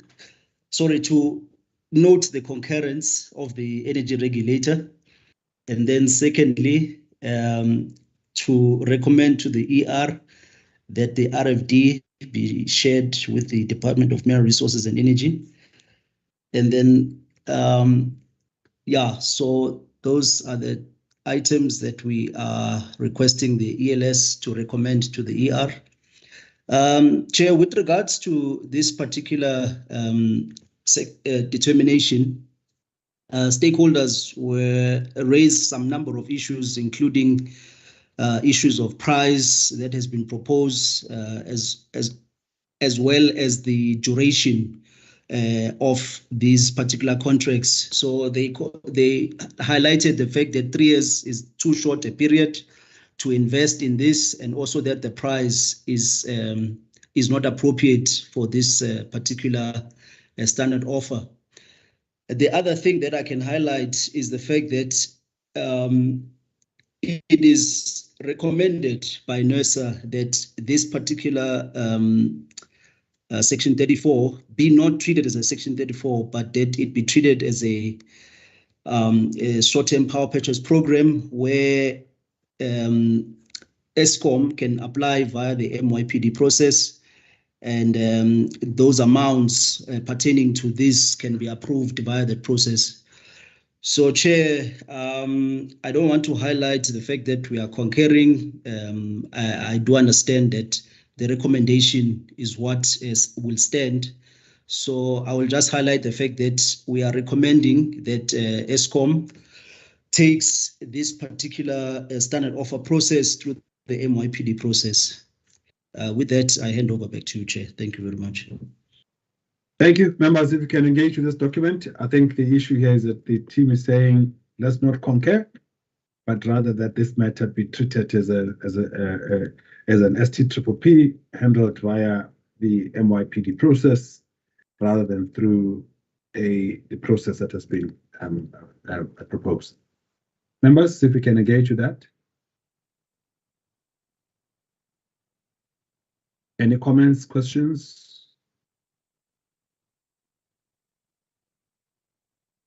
Starting with Mr. Bukula. Thank you, Mr. Gumede. Mr. Gumede, this concurrence is exactly the same as the one that we have dealt with. It's not according to Section 34, and it shouldn't be serving here. What should have been done with it is get the minister to write a proper concurrence. All of the other issues that we're mentioning, like I said in the other one, they belong to the same section. And what is very disappointing with me in this is that I have provided these colleagues with these inputs, and they don't seem to have considered them before or even during the public hearings. Thank you, Mr. Gumede. Thank you, Mr. Bukula. Madam Massetti. Chairperson, on the reasons, because I wanted us to cover it properly so that we don't just say it must go to the SP, what is it? STPP. Yes, STPP, yes, the acronym them here. You know, I think during the post-hearing, Chairperson, we normally say we've got these marching orders and we state clearly and guide what the colleagues are supposed to do. And indeed, I remember this one very well. And unfortunately, in the submission, it has not been dealt with in that manner. And then sometimes it will make us take wrong decisions, decisions that are based on wrong reasons. And it is very important that they implement what has been directed by the members of the committee. Otherwise, it will be a waste of time when we make input and that input is not taken into consideration. It becomes a problem, Chairperson. Otherwise, it will also waste your time on this meeting and lead us in taking wrong decisions or reasons or decisions that are based on wrong decisions. So I am covered on that point, and I also wanted to just say that it was dealt with post-hearing. What are the bases? And also, Chair, when they formulate these submissions, we always have a part for the decision. We take the decision. So there must be a recommendation for a particular decision and then the reasons for the decision. Thank you, Chair. Thank you, Madam Massetti. Legacy hand, Mr. Bukula. I've got an additional point. Take it, it's a legacy hand. It's a legacy hand, sir. Apologies, Chairperson, I'll remove it. Thank you. Mr. Mkhize, I think again on this one, you have a particular recommendation which is on page 39 of 42. But that recommendation, it's not carried through in terms of your recommendation in the submission.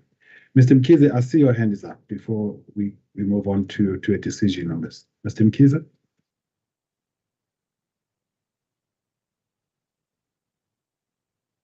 I've got some comments on but I'm of the view that they're at a governance level. So if when we're dealt with the meeting, maybe we can just revisit them. Thank you. All right, no, that's fine, Mr. Mkhize.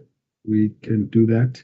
Thank you. But can I then say, I'm just simply saying that Mr. Mkhize Jr. now is that I'm not sure you guys you did yourself justice here, because in your recommendation, in your conclusion of the RFD, you arrive at a particular point, a particular decision, but you don't recommend the same decision in terms of the submission. So, and I think it is doing an injustice to yourself as well and to the committee. If you can just kindly just note that, and going forward, if we can address that issue. that's, I guess that's to you, Mr. Shozi, as the HOD that is looking after these issues.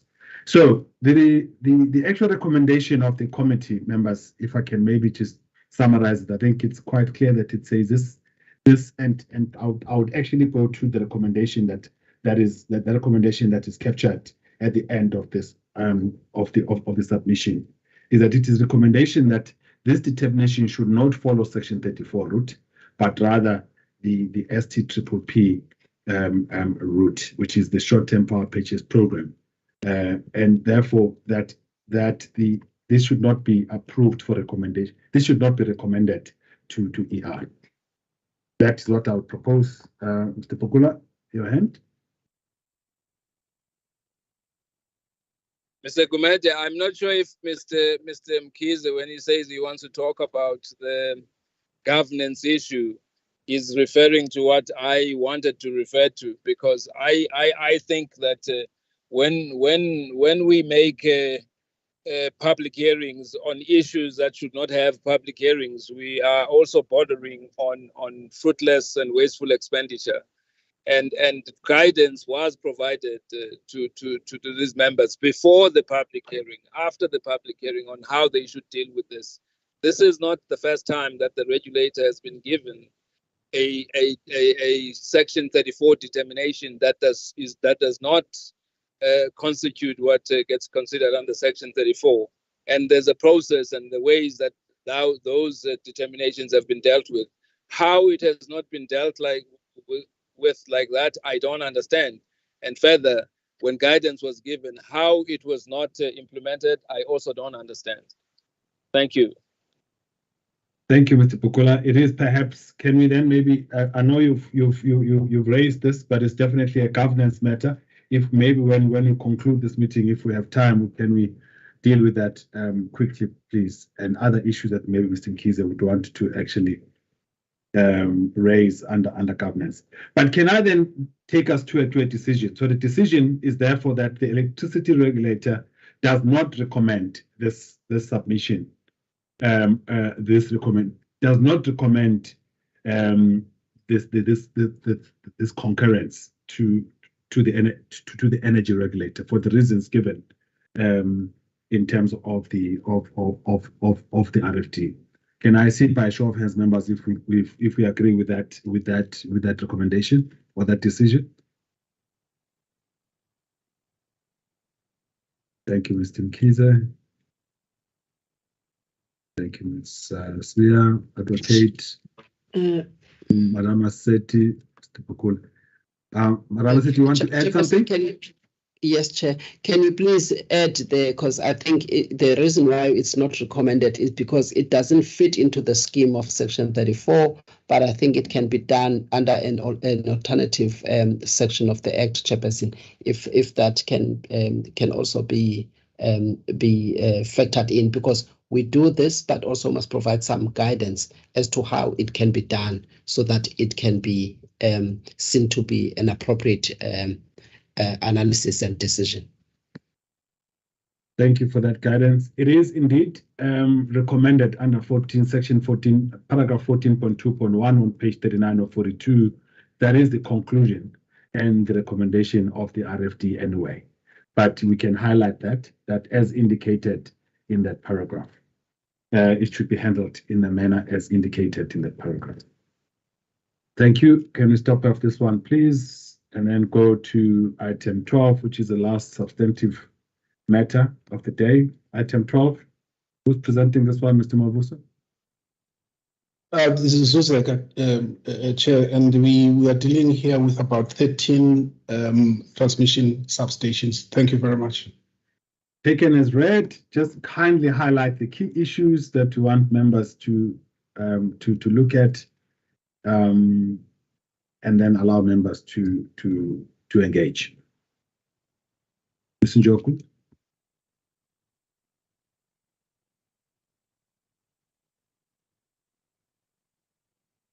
Zuzeka. Mr. Mavuso, is she on the call? She should. Tsepo, can you help us on this one?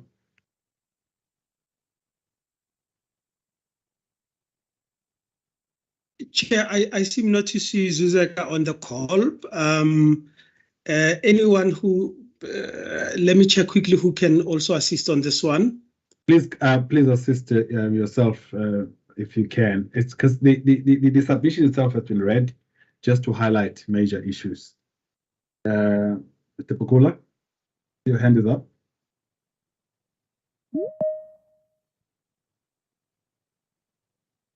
Mr. Pukula.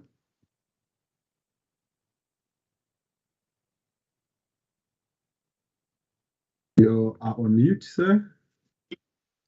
Sorry, Chairperson. I was going to really request, I mean, if the person is not there, the AM can really introduce this. I mean, can we really spend a minute now looking for someone to introduce something? Noted. Let's get the HOD or Tamai. Please, guys, I'm sure you can introduce this. It's a simple enough submission to introduce. Chairperson, Mr. Mavuso, as head of the division, must also really assist the committee.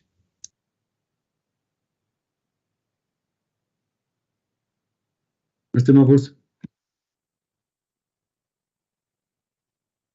Okay, Chair, maybe just to assist where Mr. Mavuso is not there. Chairperson, this is a progress report of the ESCOM transmission correction action plans in terms of the audit findings that were done by the team when they were doing audits. So, Chair, I will take it as read, this submission, and the purpose for it is for noting on the progress that has been made by the team when they were doing the transmission correction action plans in terms of what they have done during the audit. Thank you, Chairperson. I'll leave it at that. Thank you. Thank you, Mr. Ramakoka. That's why I thought it was just simple enough presentation, colleagues. Anyway, members, if you can, are there any comments and questions on this one? Ms. Bia? Thank you, Chair. Chair, from my side, thank you to the presenter. I note that there are those where they are expected to have already done or actioned them, whose correction plan is past today's date. I just wanted to find out from the team, when are they going back to check? Have they gone back to check, or when are they planned to go back to check if actually they have been implemented by that date? And then the others who have a date that is further than today, which is like a year or two, which is like the one for March 2024, are there any correction plans, even the one for 2026, that we can receive from transmission on a regular basis to make sure that this is managed and those dates are not actually exceeded? Thank you, Chair. Thank you, Madam Spear. Mr. Pukula? Thank you, Mr. Gumede. For me, I think I'm covered to a large extent by what Ms. Bia has said, that even when you have a further date, you do write in that column of what has been done. So if it could be completed in that way, so that you know that there's action that's being undertaken and the completion date is going to be met. Thank you. Thank you. Thank you, Mr. Pukula. Mr. Ramakoka, any responses? Thanks, Chairperson. I would like to ask Tamai and Spiwe to assist as they were part of the team. Thank you. Thank you, Mr. Hore. Okay. Thank you, Chair. Thank you, Chair. Yes, we take note of Mr. Pukula's inputs that in those projects where the completion date is far much ahead, we must at least write what needs to be done. It was partly done. To some way say this is part of the refurbishment project, but I think what we need to do is to state maybe that the material either has been ordered or the material is now on the station, so that one will take it as guidance to improve the submission going forward. With regards to monitoring, yes, we monitor them periodically. Some of them we request, where possible, we request evidence in the form of documentation, the work plan and the close-out reports and so forth.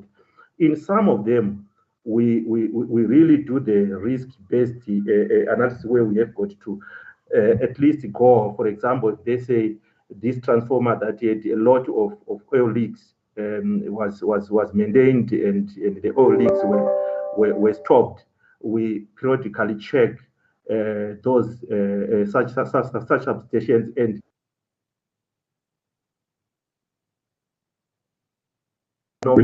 new transmission audits that we do so that we can also manage the cost and the time. Thank you, sir. Thank you, Mr. Hora. We lost you there for a brief moment, but I think the points you made are well captured. Members, any further comments on this? If not, I just take you to a decision. This one is for the Electricity Subcommittee to note the progress report of the corrective action plans for audits conducted via desktop analysis on the transmission industry in 2021-22. By show of hands, members, if we can note that as requested. Thank you, Mr. Pukula. Thank you, Mr. Mkiza. Thank you, Advocate, and thank you, Mr. Tole. All members have noted. I also support the noting. Now, this brings us to the end of the open meeting, and I would therefore like to just thank the members of the public who may have signed on, or who may have been listening and following our discussions over the various networks. I would like to thank them for continued support and interest in the activities of NERSA. And this brings this meeting to an end for them. And Mr. Mateja, if we can then stop the live streaming, please. And just kindly indicate once you've stopped the live streaming has been stopped. We are off, sir. You can continue. All right. No, thank you.